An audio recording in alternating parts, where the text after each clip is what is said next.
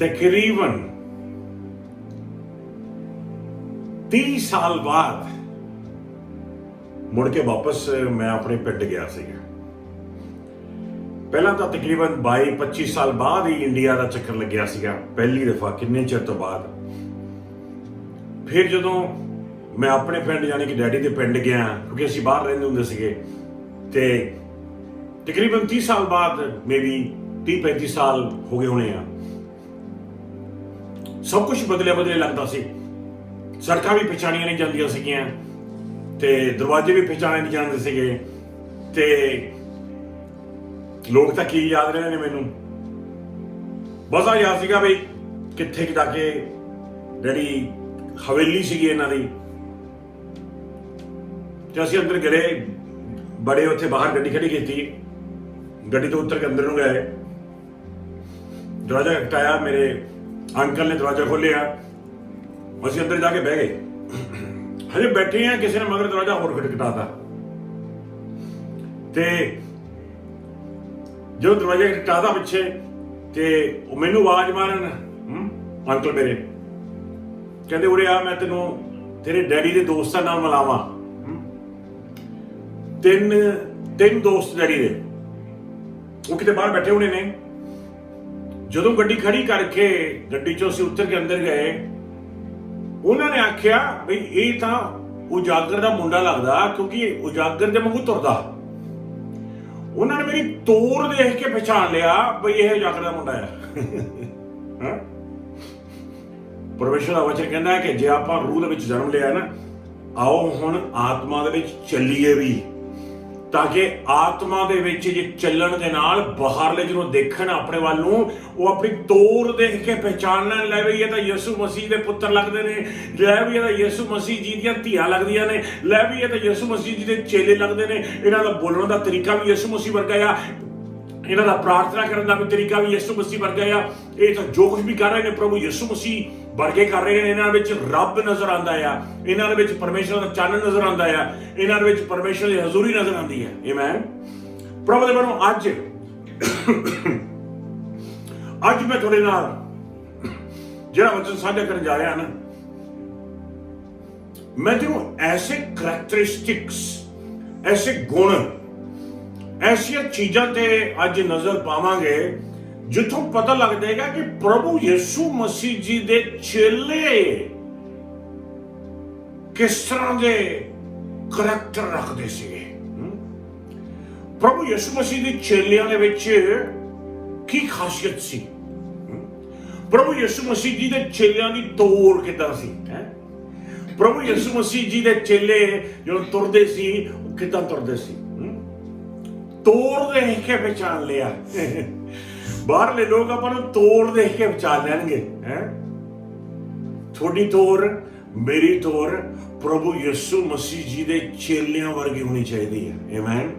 ताकि जब लोग देखण, लोग कहण कि वाकई ये तो परमेश्वर दे चेले ने, वाकई ये प्रभु यीशु मसीह जी दे चेले ने। आओ परमेश्वर दे वचन विच जावांगे आपां भराओ दे भैणो। प्रभु दा वचन कहता है कि परमेश्वर प्रभु यीशु मसीह जी ने अपने नाल उन्होंने अपने चारों पासे जिहड़े चेले रखे हुए सीगे, तकरीबन 12 चेले सी, जिन्हां चेलियां दे नाल प्रभु यीशु मसीह दा उठना बैठना सी। जानी कि कह सकते हैं उन्होंने क्लोजेस्ट फ्रेंड, जानी कि प्रभु यीशु मसीह जी दे क्लोज फ्रेंड सीगे, जानी कि उन्होंने नाल तुरदे सीगे जिहड़े चेले सी, वो चेलियां दी गल कर रहा है। उन्हां नूं परमेश्वर दा वचन डिसाइपल्स कहंदा है। मैं कह सकदा कि 12 चेले जिहड़े प्रभु यीशु मसीह जी होए ने, 12 जिहड़े पुरोहित होए ने, प्रॉफिट्स होए ने, जां प्रभु यीशु मसीह दे चेलियां नूं अपोस्टल्स कहा जाता सीगा। ते प्रभु दे मनो उन्होंने कोई प्रभु यीशु मसीह जी दे नाल कोई खास सैमीनार नहीं कीती सी, बल्कि मैं कहांगा कि प्रभु यीशु मसीह जी दे नाल उन्होंने इंटेंसिव डिसाइपलशिप दी डिग्री कीती सी।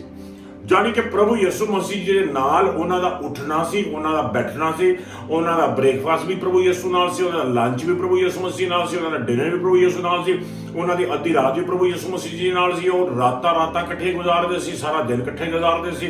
और हफ्ते महीने बड़ियां छुट्टियां, बड़े प्रोग्राम कार्यक्रम, इधर जाना उधर जाना, यात्रा। 3.5 साल उन्हां दा उठना बहना होया प्रभु यीशु मसीह जी दे नाल। ते प्रभु दा वचन कहता है कि प्रभु ने उन्होंने चेले कहा। कि मेरे चेले ने। आओ देखिए, ਇਹ ਅੱਜ ਮੈਂ ਤੁਹਾਡੇ ਨਾਲ 7 ਐਸੇ ਗੁਣ ਦਿਖਾਵਾਂਗਾ ਪ੍ਰਭੂ ਯਿਸੂ ਮਸੀਹ ਜੀ ਦੇ ਚੇਲਿਆਂ ਦੇ। ਨਜ਼ਰ ਪਾਈਏ ਕਿ ਆਪਣੇ ਵਿੱਚ ਇਹ ਗੁਣ ਪਾਏ ਜਾਂਦੇ ਨੇ। ਕੀ ਆਪਾਂ ਵਾਕਈ ਪ੍ਰਭੂ ਯਿਸੂ ਮਸੀਹ ਦੇ ਚੇਲੇ ਆ? ਕੀ ਆਪਾਂ ਪ੍ਰਭੂ ਯਿਸੂ ਮਸੀਹ ਜੀ ਦੇ ਚੇਲੇ ਕਹਿਣ ਦੇ ਲਾਇਕ ਆ? ਕੀ ਆਪਾਂ ਪ੍ਰਭੂ ਯਿਸੂ ਮਸੀਹ ਦੇ ਚੇਲੇ ਬਣਨਾ ਚਾਹਾਂਗੇ? ਕਿ ਤੁਸੀਂ ਚਾਹੋਗੇ ਕਿ ਤੁਹਾਡੇ ਵਿੱਚ ਵੀ ਇਹ ਗੁਣ ਜਿਹੜੇ ਨੇ ਉੱਭਰ ਸਕਣ, ਤਾਂ ਕਿ ਲੋਕ ਬਾਹਰ ਲੋਕ ਕਹਿਣ ਇਹ ਤਾਂ ਪ੍ਰਭੂ ਯਿਸੂ ਮਸੀਹ ਜੀ ਦੀ ਚੇਲੀ ਆ, ਇਹ ਤਾਂ ਪ੍ਰਭੂ ਯਿਸੂ ਮਸੀਹ ਦਾ ਚੇਲਾ ਆ। ਹੈ ਕਹਿੰਦੇ ਤਾਂ ਲੋਕ। ਆਓ ਦੇਖੀਏ, ਪਹਿਲੇ ਨੰਬਰ ਤੇ ਪ੍ਰਭੂ ਦੇ ਪਿਆਰ ਦੇਖਾਂਗੇ ਆਪਾਂ। ਹੁਣ ਤੁਸੀਂ ਆਹ ਨਾ ਕਹੋ ਵੀ ਨਹੀਂ ਪਾਸਟਰ ਜੀ ਉਹ ਤਾਂ ਪ੍ਰਭੂ ਯਿਸੂ ਨਾਲ ਸੀਗੇ, ਚੇਲੇ ਤਾਂ ਬੜੇ ਤਿਆਰ ਹੋਏ ਸੀਗੇ। ਨਹੀਂ, ਵਚਨ ਕਹਿੰਦਾ ਕਿ ਬਿਲਕੁਲ ਅਨਪੜ੍ਹ ਸੀਗੇ ਕਈ ਉਹਨਾਂ ਵਿੱਚ ਕੋਈ ਸਪੈਸ਼ਲ ਸਕਿੱਲਸ ਨਹੀਂ ਸੀਗੇ, ਉਹਨਾਂ 'ਚ ਕੋਈ ਖਾਸੀਅਤਾਂ ਨਹੀਂ ਸੀਗੀਆਂ ਖਾਸ ਵੀ ਤੁਸੀਂ ਕਹੋ ਵੀ ਬੜੇ ਧਰਮੀ ਲੋਕ ਸੀਗੇ। ਧਰਮੀ ਨਹੀਂ ਸੀਗੇ ਉਹ ਤੁਹਾਡੇ ਵਾਂਗੂ ਮੇਰੇ ਵਾਂਗੂ ਨੋਰਮਲ ਆਮ ਆਦਮੀ ਸੀ, ਆਮ ਲੋਕ ਸੀਗੇ ਉਹ। ਪ੍ਰਭੂ ਯਿਸੂ ਮਸੀਹ ਜੀ ਦੇ ਨਾਲ ਉੱਠਣਾ ਬੈਠਣਾ, ਪ੍ਰਭੂ ਯਿਸੂ ਮਸੀਹ ਜੀ ਦੀ ਸਿੱਖਿਆ ਥਾਈ ਨਹੀਂ, ਉਹ ਪ੍ਰਭੂ ਦੇ ਚੇਲੇ ਬਣ ਗਏ ਤੇ ਉਹਨਾਂ ਵਿੱਚ ਉਹ ਗੁਣ ਨਜ਼ਰ ਆਉਣ ਲੱਗ ਗਏ ਜਿਹੜੇ ਪ੍ਰਭੂ ਯਿਸੂ ਮਸੀਹ ਜੀ ਦੇ ਚੇਲਿਆਂ ਦੇ ਵਿੱਚ ਨਜ਼ਰ ਆਉਂਦੇ ਨੇ। ਤੁਹਾਡੇ ਵਿੱਚ ਵੀ ਇਹ ਗੁਣ ਪ੍ਰਭੂ ਯਿਸੂ ਮਸੀਹ ਦੇ ਨਜ਼ਰ ਆਉਣੇ ਚਾਹੀਦੇ ਨੇ। ਆਓ ਦੇਖਾਂਗੇ, ਸਭ ਤੋਂ ਪਹਿਲੇ ਨੰਬਰ ਤੇ ਜਾਵਾਂਗੇ ਪ੍ਰਭੂ ਬਣੋ ਪੜਾਂਗੇ ਸੰਤ ਮਤੀ ਦਾ 11ਵਾਂ ਚੈਪਟਰ ਦੇਖਾਂਗੇ, ਉਹਦਾ ਵਰਸ 28, 29, 30 ਦੇਖਾਂਗੇ। ਜਿਹੜਾ ਇਹ ਸ਼ਬਦ ਹੈਗਾ ਨਾ ਡਿਸਾਈਪਲਸ ਯਾਨੀ ਕਿ ਚੇਲੇ, ਗ੍ਰੀਕ ਦੇ ਵਿੱਚ ਇਹਦਾ ਮਤਲਬ ਹੈਗਾ ਅਪਰੈਂਡਿਸ। ਅਪਰੈਂਡਿਸ ਤੋਂ ਕਹਾਂ ਲੈਟਿਨ ਤੋਂ ਸਪੈਨਿਸ਼ ਦਾ ਵਰਡ ਨਿਕਲਿਆ ਅਪਰੈਂਡਿਸਾਹੇ ਯਾਨੀ ਕਿ ਅਪਰੈਂਡਰ। ਅਪਰੈਂਡਰ ਮਤਲਬ ਸਿੱਖਣਾ, ਲਰਨ ਕਰਨਾ। ਪਹਿਲੀ ਖੂਬੀ ਜਿਹੜੇ ਪ੍ਰਭੂ ਯਿਸੂ ਮਸੀਹ ਜੀ ਦੇ ਡਿਸਾਈਪਲ ਵਿੱਚ ਪਾਈ ਜਾਂਦੀ ਆ ਕਿ ਉਹ ਪ੍ਰਭੂ ਯਿਸੂ ਮਸੀਹ ਦਾ ਚੇਲਾ, ਪ੍ਰਭੂ ਯਿਸੂ ਮਸੀਹ ਦਾ ਡਿਸਾਈਪਲ ਆ, ਉਹਦੇ ਵਿੱਚ ਇਹ ਖੂਬੀ ਹੋਏਗੀ ਕਿ ਉਹ ਇੱਕ ਸਿੱਖਿਅਕ ਹੋਵੇਗਾ, ਯਾਨੀ ਕਿ ਉਹ ਲਰਨਰ ਹੋਵੇਗਾ, ਉਹ ਲਰਨ ਕਰਨਾ ਚਾਹੇਗਾ, ਉਹ ਜਾਣਨਾ ਚਾਹੇਗਾ, ਉਹ ਸਿੱਖਣਾ ਚਾਹੇਗਾ ਪ੍ਰਭੂ ਯਿਸੂ ਮਸੀਹ ਜੀ ਦੀਆਂ ਗੱਲਾਂ, ਰੱਬ ਦੀਆਂ ਗੱਲਾਂ। ਉਹ ਪਰਮੇਸ਼ਰ ਨੂੰ ਸਿੱਖਣਾ ਚਾਹੇਗਾ, ਉਹਦਾ ਵਚਨ ਸਿੱਖਣਾ ਚਾਹੇਗਾ। ਆਮੇਨ। ਉਹਨੂੰ ਭੁੱਖ ਹੋਏਗੀ ਕਿ ਮੈਂ ਹੋਰ ਸਿੱਖਾਂ ਰੱਬ ਦੇ ਬਾਰੇ, ਉਹਨੂੰ ਭੁੱਖ ਹੋਏਗੀ ਮੈਂ ਹੋਰ ਸਿੱਖਾਂ ਪਾਕਰੂ ਦੇ ਬਾਰੇ, ਮੈਂ ਹੋਰ ਸਿੱਖਾਂ ਪਰਮੇਸ਼ਰ ਦੀ ਹਜ਼ੂਰੀ ਦੇ ਬਾਰੇ, ਮੈਂ ਹੋਰ ਸਿੱਖਾਂ ਪਰਮੇਸ਼ਰ ਦੇ ਮਸਾ ਦੇ ਬਾਰੇ, ਮੈਂ ਹੋਰ ਸਿੱਖਾਂ ਪਰਮੇਸ਼ਰ ਦੀ ਅਥਾਰਟੀ ਦੇ ਬਾਰੇ, ਮੈਂ ਹੋਰ ਸਿੱਖਾਂ ਪ੍ਰਭੂ ਦੇ ਕਲਾਮ ਬਾਰੇ। ਕੀ ਤੁਸੀਂ ਸਿੱਖਿਅਕ ਹੋ? ਕੀ ਤੁਸੀਂ ਸਿੱਖਦੇ ਹੋ?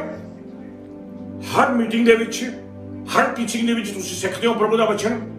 ਜਾਂ ਕਹਿੰਦੇ ਨਹੀਂ ਇਹ ਤਾਂ ਪੁਰਾਣੀਆਂ ਗੱਲਾਂ ਹੀ ਨੇ, ਪਾਸਟਰ ਜੀ ਤਾਂ ਉਹੀ ਪੁਰਾਣੀਆਂ ਗੱਲਾਂ ਰਿਪੀਟ ਕਰੀ ਜਾਂਦੇ ਨੇ, ਇਹ ਤਾਂ ਸਾਡੀਆਂ ਸਿੱਖੀਆਂ ਹੋਈਆਂ ਨੇ, ਪਾਸਟਰ ਜੀ ਕੋਈ ਨਵੀਂ ਗੱਲ ਸਿਖਾਓ ਤੁਸੀਂ ਸਾਨੂੰ, ਇਹ ਤਾਂ ਸਾਡਾ ਪਹਿਲਾਂ ਹੀ ਪੜਿਆ ਹੋਇਆ ਆ। ਜਾਂ ਪਵਿੱਤਰ ਆਤਮਾ ਨਾਲ ਤੁਹਾਡੀ ਦੋਸਤੀ ਆ ਤੇ ਪਵਿੱਤਰ ਆਤਮਾ ਸਾਡਾ ਟੀਚਰ, ਸਾਨੂੰ ਸਿਖਾਉਣ ਵਾਲਾ, ਹਰ ਦਿਨ ਸਾਨੂੰ ਨਵੀਆਂ ਗੱਲਾਂ ਸਿਖਾਉਂਦਾ ਆ। ਜਦੋਂ ਆਪਾਂ ਵਚਨ ਪੜ੍ਹਦੇ ਆ, ਜਦੋਂ ਆਪਾਂ ਗੀਤ ਗਾਉਂਦੇ ਆ, ਜਦੋਂ ਆਪਾਂ ਟੀਚਿੰਗ ਦੇਖਦੇ ਆ, ਜਦੋਂ ਆਪਣੀ ਟੀਚਿੰਗ ਜ਼ੂਮ ਤੇ ਹੋ ਰਹੀ ਹੁੰਦੀ ਆ, ਜਦੋਂ ਆਪਣੀ ਟੀਚਿੰਗ ਚਰਚ ਵਿੱਚ ਹੋ ਰਹੀ ਹੁੰਦੀ ਆ, 1 to 1 ਹੋ ਰਹੀ ਹੁੰਦੀ ਆ, ਜਦੋਂ ਆਪਾਂ ਸੰਡੇ ਨੂੰ, ਫਰਾਈਡੇ ਨੂੰ ਪਰਮੇਸ਼ਰ ਦਾ ਸੁਨੇਹਾ ਸ਼ੇਅਰ ਕਰਦੇ ਆ, ਕੀ ਰੱਬ ਤੁਹਾਡੇ ਨਾਲ ਗੱਲ ਕਰਦਾ ਆ? ਕੀ ਰੱਬ ਤੁਹਾਡੇ ਨਾਲ ਬੋਲਦਾ ਆ? ਕੀ ਤੁਸੀਂ ਸਿੱਖਦੇ ਹੋ? ਕੀ ਤੁਸੀਂ ਡਿਸਾਈਪਲਸ ਹੋ? ਕੀ ਤੁਸੀਂ ਸਿੱਖਿਅਕ ਹੋ ਪ੍ਰਭੂ ਦੇ ਜਾਂ ਨਹੀਂ? ਜੇ ਨਹੀਂ ਸਿੱਖਦੇ ਮਾਮਲਾ ਗੜਬੜ ਹੈ। ਪ੍ਰਭੂ ਦਾ ਚੇਲਾ, ਉਹਦੇ ਚ ਐਸਾ ਗੁਣ ਪਾਇਆ ਜਾਂਦਾ ਕਿ ਪ੍ਰਭੂ ਦਾ ਚੇਲਾ ਸਿੱਖਦਾ ਹੈ, ਪ੍ਰਭੂ ਦੀਆਂ ਗੱਲਾਂ, ਰੱਬ ਦੀਆਂ ਗੱਲਾਂ, ਕਲਾਮ ਦੀਆਂ ਗੱਲਾਂ ਸਿੱਖਦਾ ਹੈ। ਆਓ ਦੇਖਾਂਗੇ ਸੰਤ ਮਤੀ 11ਵਾਂ ਚੈਪਟਰ 28ਵਾਂ 29ਵਾਂ ਪੜਾਂਗੇ। ਜੀ ਹਾਂ, ਤੁਸੀਂ ਜਿਹੜੇ ਥੱਕੇ ਅਤੇ ਭਾਰ ਦੇ ਹੇਠਾਂ ਦੱਬੇ ਹੋਏ ਹੋ, ਮੇਰੇ ਕੋਲ ਆਓ, ਮੈਂ ਤੁਹਾਨੂੰ ਆਰਾਮ ਦੇਵਾਂਗਾ। ਮੇਰਾ ਜੂੜਾ ਲਵੋ ਅਤੇ ਆਪਣੇ ਉੱਤੇ ਰੱਖੋ, ਮੇਰੇ ਕੋਲੋਂ ਸਿੱਖੋ ਕਿ ਮੈਂ ਦਿਲ ਦਾ ਨਰਮ ਅਤੇ ਆਤਮਾ ਦਾ ਦੀਨ ਹਾਂ, ਅਤੇ ਤੁਸੀਂ ਆਰਾਮ ਪਾਓਗੇ, ਕਿਉਂਕਿ ਮੇਰਾ ਜੂੜਾ ਸੌਖਾ ਅਤੇ ਮੇਰਾ ਭਾਰ ਹੌਲਾ ਹੈ। ਮੇਰੇ ਕੋਲੋਂ ਸਿੱਖੋ ਤੇ ਤੁਸੀਂ ਆਰਾਮ ਪਾਓਗੇ। ਜਦੋਂ ਵੀ ਕੋਈ ਵੀ ਮੈਸੇਜ ਸੁਣਨਾ ਆ, ਜਦੋਂ ਵੀ ਕੋਈ ਟੀਚ ਕਰ ਰਿਹਾ ਆ, ਜਦੋਂ ਵੀ ਕੋਈ ਪਾਸਟਰ ਪ੍ਰੀਚ ਕਰ ਰਿਹਾ ਆ, ਬੈਠ ਜਾਓ ਤੇ ਧਿਆਨ ਲਾ ਕੇ ਗੱਲਾਂ ਸੁਣੋ ਪਰਮੇਸ਼ਰ ਦੇ ਸੇਵਕਾਂ ਦੀਆਂ, ਕਿ ਅਸੀਂ ਕੁਝ ਸਿੱਖ ਸਕੀਏ। ਪਵਿੱਤਰ ਆਤਮਾ ਨੂੰ ਆਖੋ, ਪਵਿੱਤਰ ਆਤਮਾ ਅੱਜ ਆਪਣੀ ਸੇਵਕ ਥਾਈ ਦੀ, ਅੱਜ ਵਚਨਾਂ ਥਾਈ ਦੀ, ਅੱਜ ਬਾਈਬਲ ਥਾਈ ਦੀ ਮੈਨੂੰ ਸਿਖਾ, ਮੈਂ ਅੱਜ ਕੁਝ ਸਿੱਖਣਾ ਚਾਹੁੰਦਾ ਹਾਂ। ਮੈਨੂੰ ਯਾਦ ਆ ਕਿ ਬੱਚੇ ਛੋਟੇ ਹੁੰਦੇ ਸੀ, ਕਈ ਵਾਰ ਸਾਨੂੰ ਮੌਕਾ ਮਿਲਦਾ ਸੀਗਾ ਵੀ ਉਹਨਾਂ ਨੂੰ ਸਕੂਲੋਂ ਪਿਕਅਪ ਕਰਨ ਦਾ। ਜਦੋਂ ਸਕੂਲੋਂ ਪਿਕਅਪ ਕਰਨਾ ਤੇ ਅਕਸਰ ਗੱਡੀ ਦੇ ਵਿੱਚ ਮੈਂ ਪੁੱਛਣਾ ਉਹਨਾਂ ਨੂੰ ਪਿੱਛੋਂ ਬੱਚਿਆਂ ਨੂੰ ਆਵਾਜ਼ ਮਾਰ ਕੇ, ਹਾਂ ਵੀ ਬੱਚੋ ਕੀ ਮੁੰਡਿਆ ਕੀ ਸਿੱਖਿਆ ਅੱਜ? ਕੀ ਸਿੱਖਿਆ ਅੱਜ ਕੁਛ ਸਕੂਲੇ? ਨਹੀਂ ਮਾਮਾ ਜੀ ਕੁਝ ਨਹੀਂ ਸਿੱਖਿਆ, ਸੇਮ ਥਿੰਗ, ਬੋਰਿੰਗ। ਮੈਂ ਉਹਨਾਂ ਨੂੰ ਕਿਹਾ ਹੈ ਸਾਰਾ ਦਿਨ ਸਕੂਲ ਆ ਕੇ ਕੁਝ ਵੀ ਨਹੀਂ ਸਿੱਖਿਆ? ਇਹ ਕਿੱਦਾਂ ਹੋ ਸਕਦਾ ਆ? ਪ੍ਰਭੂ ਦਾ ਵਚਨ ਕਹਿੰਦਾ ਆ ਕਿ ਆਪਾਂ ਨੂੰ ਚਾਹੀਦਾ ਆ ਕਿ ਆਪਾਂ ਵਚਨਾਂ ਤੋਂ ਲਗਾਤਾਰ ਸਿੱਖੀਏ। ਜੇ ਤੁਸੀਂ ਬਾਈਬਲ ਦੇ 10 ਚੈਪਟਰ ਵੀ ਪੜ੍ਹ ਲਏ ਨੇ, ਤੁਸੀਂ ਕੁਝ ਸਿੱਖਿਆ ਹੀ ਨਹੀਂ, ਉਹਦਾ ਕੀ ਫਾਇਦਾ ਹੋਇਆ ਬਸ। ਐਨ ਧਿਆਨ ਲਾ ਕੇ ਰੱਖੋ, ਧਿਆਨ ਦੇ ਨਾਲ ਪੜ੍ਹੋ, ਧਿਆਨ ਦੇ ਨਾਲ ਸੁਣੋ ਕਿ ਹਰ ਸਭਾ ਚੋਂ, ਹਰ ਮੀਟਿੰਗ ਚੋਂ, ਹਰ ਸਰਵਿਸ ਤੋਂ ਤੁਸੀਂ ਕੁਝ ਨਵਾਂ ਸਿੱਖ ਕੇ ਜਾਓ ਪ੍ਰਭੂ ਯਿਸੂ ਮਸੀਹ ਜੀ ਦਾ। ਆਮੇਨ। ਦੂਜੇ ਨੰਬਰ ਤੇ ਦੇਖਾਂਗੇ ਪ੍ਰਭੂ ਦੇ ਬਣੋ ਸੰਤ ਮਤੀ ਦਾ 16ਵਾਂ ਚੈਪਟਰ ਪੜਾਂਗੇ। ਦੂਸਰੇ ਨੰਬਰ ਤੇ ਪਰਮੇਸ਼ਰ ਦਾ ਵਚਨ ਆਪਾਂ ਨੂੰ ਦੱਸਦਾ ਆ ਕਿ ਪ੍ਰਭੂ ਨੇ ਆਖਿਆ ਸੀਗਾ, ਜੇ ਤੁਸੀਂ ਮੇਰੇ ਚੇਲੇ ਹੋ ਨਾ ਤੇ ਤੁਸੀਂ ਮੇਰੀ ਨਕਲ ਕਰੋ। ਹੁਣ ਮੈਨੂੰ ਪਤਾ ਕਿ ਨਕਲ ਜਿਹੜਾ ਹੈਗਾ ਆ ਇਹ ਕਹਿ ਲਓ ਕਿ ਇੱਕ ਨੈਗੇਟਿਵ ਵਰਡ ਹੈਗਾ ਆ। ਇੰਗਲਿਸ਼ ਵਿੱਚ ਉਹਨੂੰ ਇਮੀਟੇਟ ਕਿਹਾ ਗਿਆ ਆ। ਕਹਿਣ ਦਾ ਮਤਲਬ ਹੈ ਜਿੱਦਾਂ ਮੈਂ ਕਹਿੰਦਾ ਹੁੰਦਾ ਤੁਸੀਂ ਕਰੋ, ਮੇਰੇ ਵਾਂਗੂ ਤੁਸੀਂ ਕਰੋ, ਜੀ ਮੇਰੇ ਵਾਂਗੂ ਤੁਸੀਂ ਬੋਲੋ, ਮੇਰੇ ਵਾਂਗੂ ਤੁਸੀਂ ਚੱਲੋ। ਜਿਸ ਤਰ੍ਹਾਂ ਮੈਂ ਕਰਦਾ, ਜਿੱਦਾਂ ਨੂੰ ਮੈਂ ਜਾਣਾ ਉਧਰ ਨੂੰ ਤੁਸੀਂ ਆ ਜਾਓ, ਯਾਨੀ ਕਿ ਫੋਲੋ ਕਰੋ। ਜਿਹੜਾ ਪ੍ਰਭੂ ਯਿਸੂ ਮਸੀਹ ਦਾ ਡਿਸਾਈਪਲ ਹੋਵੇਗਾ, ਜਿਹੜਾ ਜੈਨੂਇਨ ਡਿਸਾਈਪਲ ਆ, ਉਹ ਪ੍ਰਭੂ ਨੂੰ ਫੋਲੋ ਕਰੇਗਾ। ਕਿਸੇ ਨੂੰ ਕਹਿੰਦੇ ਨਾ ਵੀ ਓਕੇ ਤੁਹਾਨੂੰ ਪਤਾ ਨਹੀਂ ਜੇ ਬਾਈਬਲ ਪੰਜਾਬੀ ਚਰਚ ਕੀਤੀ ਆ, ਕੋਈ ਨਹੀਂ, ਸਾਨੂੰ ਫੋਲੋ ਕਰ ਲਓ, ਅਸੀਂ ਤੁਹਾਨੂੰ ਦੱਸ ਦਿੰਦੇ ਹਾਂ। ਤੁਸੀਂ ਚੱਲ ਗੱਡੀ ਚਲਾ ਰਹੇ ਹੋ, ਮਗਰ ਜਾ ਰਿਹਾ ਆ, ਤੁਹਾਡੇ ਆ ਰਿਹਾ ਆ, ਤੁਸੀਂ ਖੱਬੇ ਨੂੰ ਗਏ ਹੋ ਵੀ ਖੱਬੇ, ਤੁਸੀਂ ਸੱਜੇ ਵੀ ਗਏ ਹੋ ਵੀ ਸੱਜੇ, ਤੁਸੀਂ ਅੱਗੇ ਹੋਏ ਪਿੱਛੇ ਵੀ ਫੋਲੋ ਕਰ ਰਹੇ ਹੋ। ਉਦਾਂ ਹੀ ਜੇ ਆਪਾਂ ਪ੍ਰਭੂ ਯਿਸੂ ਮਸੀਹ ਦੇ ਪਿੱਛੇ ਜਦ ਚੱਲ ਰਹੇ ਹੈਗੇ ਆ, ਆਪਾਂ ਕਿਸੇ ਨੂੰ ਕਹਿ ਸਕਦੇ ਹਾਂ ਤੁਸੀਂ ਮੈਨੂੰ ਫੋਲੋ ਕਰੋ। ਜਿਸ ਤਰ੍ਹਾਂ ਮੈਂ ਜਿੱਦਾਂ ਮੈਂ ਪ੍ਰੇ ਕਰਦਾ ਤੁਸੀਂ ਉਹਦਾ ਪ੍ਰੇ ਕਰੋ, ਜਿੱਦਾਂ ਮੈਂ ਵਚਨ ਪੜ੍ਹਦਾ ਤੁਸੀਂ ਉਹਦਾ ਵਚਨ ਪੜ੍ਹੋ, ਜਿੱਦਾਂ ਮੇਰਾ ਈਮਾਨ ਆ ਤੁਹਾਡਾ ਵਚਨ ਵੀ ਈਮਾਨ ਵੀ ਉਹਦਾ ਹੋਵੇ, ਜਿੱਦਾਂ ਮੇਰੀ ਪਵਿੱਤਰਤਾ ਤੁਹਾਡਾ ਪਵਿੱਤਰਤਾ ਉਹਦਾ ਹੋਵੇ, ਜਿੱਦਾਂ ਮੇਰੀ ਰਾਸ਼ਟਰਵਾਦੀ ਜ਼ਿੰਦਗੀ ਹੈ ਤੁਹਾਡੀ ਰਾਸ਼ਟਰਵਾਦੀ ਜ਼ਿੰਦਗੀ ਹੋਵੇ। ਹੌਲੀ ਹੌਲੀ ਕਰਕੇ ਤੁਸੀਂ ਪ੍ਰਭੂ ਯਿਸੂ ਨੂੰ ਦੇਖ ਲਓਗੇ, ਪ੍ਰਭੂ ਯਿਸੂ ਦੇ ਨੇੜੇ ਆ ਜਾਓਗੇ। ਆਮੇਨ। ਆਓ ਪੜ੍ਹਾਂਗੇ ਪ੍ਰਭੂ ਦੇ ਵਿੱਚੋਂ। ਸੋ ਸੰਤ ਮਤੀ 16:24। ਜੀ ਹਾਂ। ਤਦ ਯਿਸੂ ਨੇ ਆਪਣੇ ਚੇਲਿਆਂ ਨੂੰ ਕਿਹਾ, ਜੋ ਕੋਈ ਮੇਰੇ ਪਿੱਛੇ ਚੱਲਣਾ ਚਾਹੇ ਉਹ ਪਹਿਲਾਂ ਆਪਣਾ ਆਪ ਤਿਆਗੇ ਅਤੇ ਫਿਰ ਆਪਣੀ ਸਲੀਬ ਚੁੱਕ ਕੇ ਮੇਰੇ ਪਿੱਛੇ ਚੱਲੇ। ਸੰਤ ਜਹਨਾ 8ਵੇਂ ਚੈਪਟਰ ਜਾਵਾਂਗੇ, ਲੇਕਿਨ ਉਹ ਤੋਂ ਪਹਿਲਾਂ ਜੇ ਕੋਈ ਮੇਰੇ ਪਿੱਛੇ ਚੱਲਣਾ ਚਾਹਵੇ, ਸਭ ਤੋਂ ਪਹਿਲਾਂ ਆਪਣੇ ਆਪ ਨੂੰ ਇਨਕਾਰ ਕਰੇ, ਫਿਰ ਮੇਰੇ ਮਗਰ ਆਵੇ। ਜਿਹੜਾ ਪ੍ਰਭੂ ਯਿਸੂ ਮਸੀਹ ਜੀ ਦਾ ਚੇਲਾ ਹੈ ਨਾ, ਉਹ ਆਪਣੇ ਇਰਾਦੇ, ਆਪਣੀਆਂ ਪਲਾਨਾਂ, ਆਪਣੇ ਖਿਆਲ, ਆਪਣੇ ਸੁਪਨੇ, ਆਪਣੀਆਂ ਖੁਆਇਸ਼ਾਂ, ਆਪਣੀ ਆਪਣੀ ਡੈਸਟੀਨੀ ਜੋ ਆਪ ਫਿਊਚਰ ਚਾਹੁੰਦਾ ਆ, ਉਹ ਸਭ ਕੁਝ ਥੱਲੇ ਰੱਖ ਕੇ, ਡਿਨਾਈ ਕਰਕੇ ਪ੍ਰਭੂ ਦੇ ਪਿੱਛੇ ਆ ਜਾਏਗਾ ਤੇ ਪ੍ਰਭੂ ਨੂੰ ਕਹੇਗਾ, ਪ੍ਰਭੂ ਮੈਂ ਤੈਨੂੰ ਫੋਲੋ ਕਰੇਗਾ, ਮੈਂ ਤੇਰੇ ਪਿੱਛੇ ਆਵਾਂਗਾ। ਜਿਸ ਤਰ੍ਹਾਂ ਤੁਸੀਂ ਪ੍ਰਭੂ ਜੀ ਚਾਹੋਗੇ ਕਿ ਮੇਰੀ ਜ਼ਿੰਦਗੀ 'ਚ ਹੋਵੇ, ਉਸੇ ਤਰ੍ਹਾਂ ਮੈਂ ਚਾਹਾਂਗਾ ਕਿ ਹੋਵੇ। ਪ੍ਰਭੂ ਜੀ ਮੈਨੂੰ ਆਪਣੇ ਵਾਸਤੇ ਮੇਰੀ ਆਪਣੀ ਕੋਈ ਖੁਆਇਸ਼ ਨਹੀਂ ਗੀ, ਤੇਰੀ ਮਰਜ਼ੀ ਪੂਰੀ ਹੋਵੇ। ਦੇਖੋ ਧਿਆਨ ਨਾਲ, ਸੰਤ ਜਹਨਾ 8ਵਾਂ ਚੈਪਟਰ 31ਵਾਂ ਵਰਸ, ਜੌਨ 8:31। ਜੀ ਫਿਰ ਯਿਸੂ ਨੇ ਉਹਨਾਂ ਯਹੂਦੀਆਂ ਨੂੰ ਜਿਨ੍ਹਾਂ ਨੇ ਉਹਨਾਂ ਉੱਤੇ ਵਿਸ਼ਵਾਸ ਕੀਤਾ ਸੀ ਕਿਹਾ, ਜੇਕਰ ਤੁਸੀਂ ਮੇਰੇ ਵਚਨਾਂ ਅਨੁਸਾਰ ਚੱਲੋ ਤਾਂ ਤੁਸੀਂ ਅਸਲ ਵਿੱਚ ਮੇਰੇ ਚੇਲੇ ਹੋ।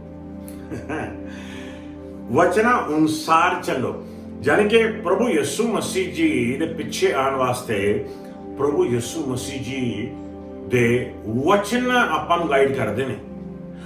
ਜਿਹੜਾ ਕਹਿ ਲੋ ਕਿ ਭੇਡਾਂ ਚਰਾਉਂਦਾ ਆ, ਉਹ ਭੇਡਾਂ ਦੇ ਮੂਹਰੇ ਹੋ ਕੇ ਆਵਾਜ਼ ਮਾਰਦਾ ਹੁੰਦਾ ਆ, ਤੇ ਭੇਡਾਂ ਉਸ ਦੀ ਚਰਵਾਹੇ ਦੀ ਆਵਾਜ਼ ਨੂੰ ਸੁਣ ਕੇ ਉਹਦੇ ਮਗਰ ਹੋ ਜਾਣਗੇ। ਪ੍ਰਭੂ ਯਿਸੂ ਮਸੀਹ ਵੀ ਆਪਣਾ ਪਾਸਟਰ ਆ, ਆਪਣਾ ਸ਼ੈਪਰਡ ਆ। ਆਪਾਂ ਉਸ ਚਰਵਾਹੇ ਦੀ ਆਵਾਜ਼ ਨੂੰ ਸੁਣ ਕੇ ਪਿੱਛੇ ਜਾ ਸਕਦੇ ਹਾਂ। ਆਪਾਂ ਨੂੰ ਨਜ਼ਰ ਨਹੀਂ ਆਉਂਦਾ, ਲੇਕਿਨ ਉਹਦੀ ਆਵਾਜ਼ ਸੁਣ ਸਕਦੇ ਹਾਂ। ਪ੍ਰਭੂ ਕਹਿੰਦੇ ਨੇ, ਜਿਹੜਾ ਮੇਰੇ ਪਿੱਛੇ ਆਉਂਦਾ ਆ, ਉਹ ਮੇਰੀ ਆਵਾਜ਼ ਨੂੰ ਸੁਣ ਕੇ ਪਿੱਛੇ ਆਵੇ, ਯਾਨੀ ਕਿ ਉਹਦੇ ਵਚਨਾਂ ਨੂੰ ਸੁਣੇ ਤੇ ਪੜ੍ਹੇ। ਪ੍ਰਭੂ ਯਿਸੂ ਮਸੀਹ ਜੀ ਦਾ ਚੇਲਾ ਪ੍ਰਭੂ ਦੇ ਵਚਨਾਂ ਨੂੰ ਸੁਣ ਕੇ ਪ੍ਰਭੂ ਦੇ ਪਿੱਛੇ ਆਵੇਗਾ। ਪ੍ਰਭੂ ਨੂੰ ਫੋਲੋ ਕਰਨਾ, ਪ੍ਰਭੂ ਦੇ ਵਚਨਾਂ ਨੂੰ ਫੋਲੋ ਕਰਨਾ ਹੈ। ਆਓ ਪੜ੍ਹਾਂਗੇ ਲਓ ਪਹਿਲਾ ਪਤਰਸ ਚੈਪਟਰ 2 ਵਰਸ 21 ਤੋਂ ਲੈ ਕੇ 25 ਤੱਕ ਜਾਵਾਂਗੇ ਆਪਾਂ। ਸ਼ਾਇਦ ਵਿੱਚ ਆਪਾਂ ਕੱਟ ਕਰ ਲਾਂਗੇ, ਲੇਕਿਨ ਆਓ ਦੇਖੀਏ ਪਹਿਲਾ ਪਤਰਸ ਦੂਸਰਾ ਚੈਪਟਰ 21ਵੇਂ ਵਰਸ ਤੋਂ ਲੈ ਕੇ ਪੜਾਂਗੇ 25ਵੇਂ ਵਰਸ ਤੱਕ ਪੰਜਾਬੀ ਦੇ ਵਿੱਚ। ਜੀ ਹਾਂ, first Peter chapter 2 verse 21 to 25। ਇਹ ਕਰਨ ਦੇ ਲਈ ਤੁਸੀਂ ਸੱਦੇ ਗਏ ਹੋ, ਕਿਉਂਕਿ ਮਸੀਹ ਨੇ ਆਪ ਵੀ ਤੁਹਾਡੀ ਖਾਤਰ ਦੁੱਖ ਸਹਿਆ ਅਤੇ ਤੁਹਾਡੇ ਲਈ ਇੱਕ ਨਮੂਨਾ ਛੱਡਿਆ ਕਿ ਤੁਸੀਂ ਉਸ ਦੇ ਅਨੁਸਾਰੀ ਬਣੋ। ਧਰਮ ਗ੍ਰੰਥ ਕਹਿੰਦਾ ਹੈ ਉਸਨੇ ਕੋਈ ਪਾਪ ਨਾ ਕੀਤਾ। ਦੇਖੋ ਧਿਆਨ, ਅਤੇ ਪ੍ਰਭੂ ਯਿਸੂ ਮਸੀਹ ਨੇ ਇੱਕ ਨਮੂਨਾ ਖੜਾ ਕਰਤਾ, ਇੱਕ ਐਗਜ਼ਾਮਪਲ ਖੜੀ ਕਰਤੀ। ਕਾਹਤੋਂ? ਤਾਂ ਕਿ ਤੁਸੀਂ ਉਸ ਐਗਜ਼ਾਮਪਲ ਨੂੰ ਦੇਖ ਕੇ, ਉਸ ਨਮੂਨੇ ਨੂੰ ਦੇਖ ਕੇ ਤੁਸੀਂ ਪ੍ਰਭੂ ਯਿਸੂ ਮਸੀਹ ਦੇ ਪਿੱਛੇ ਹੋ ਜਾਓ।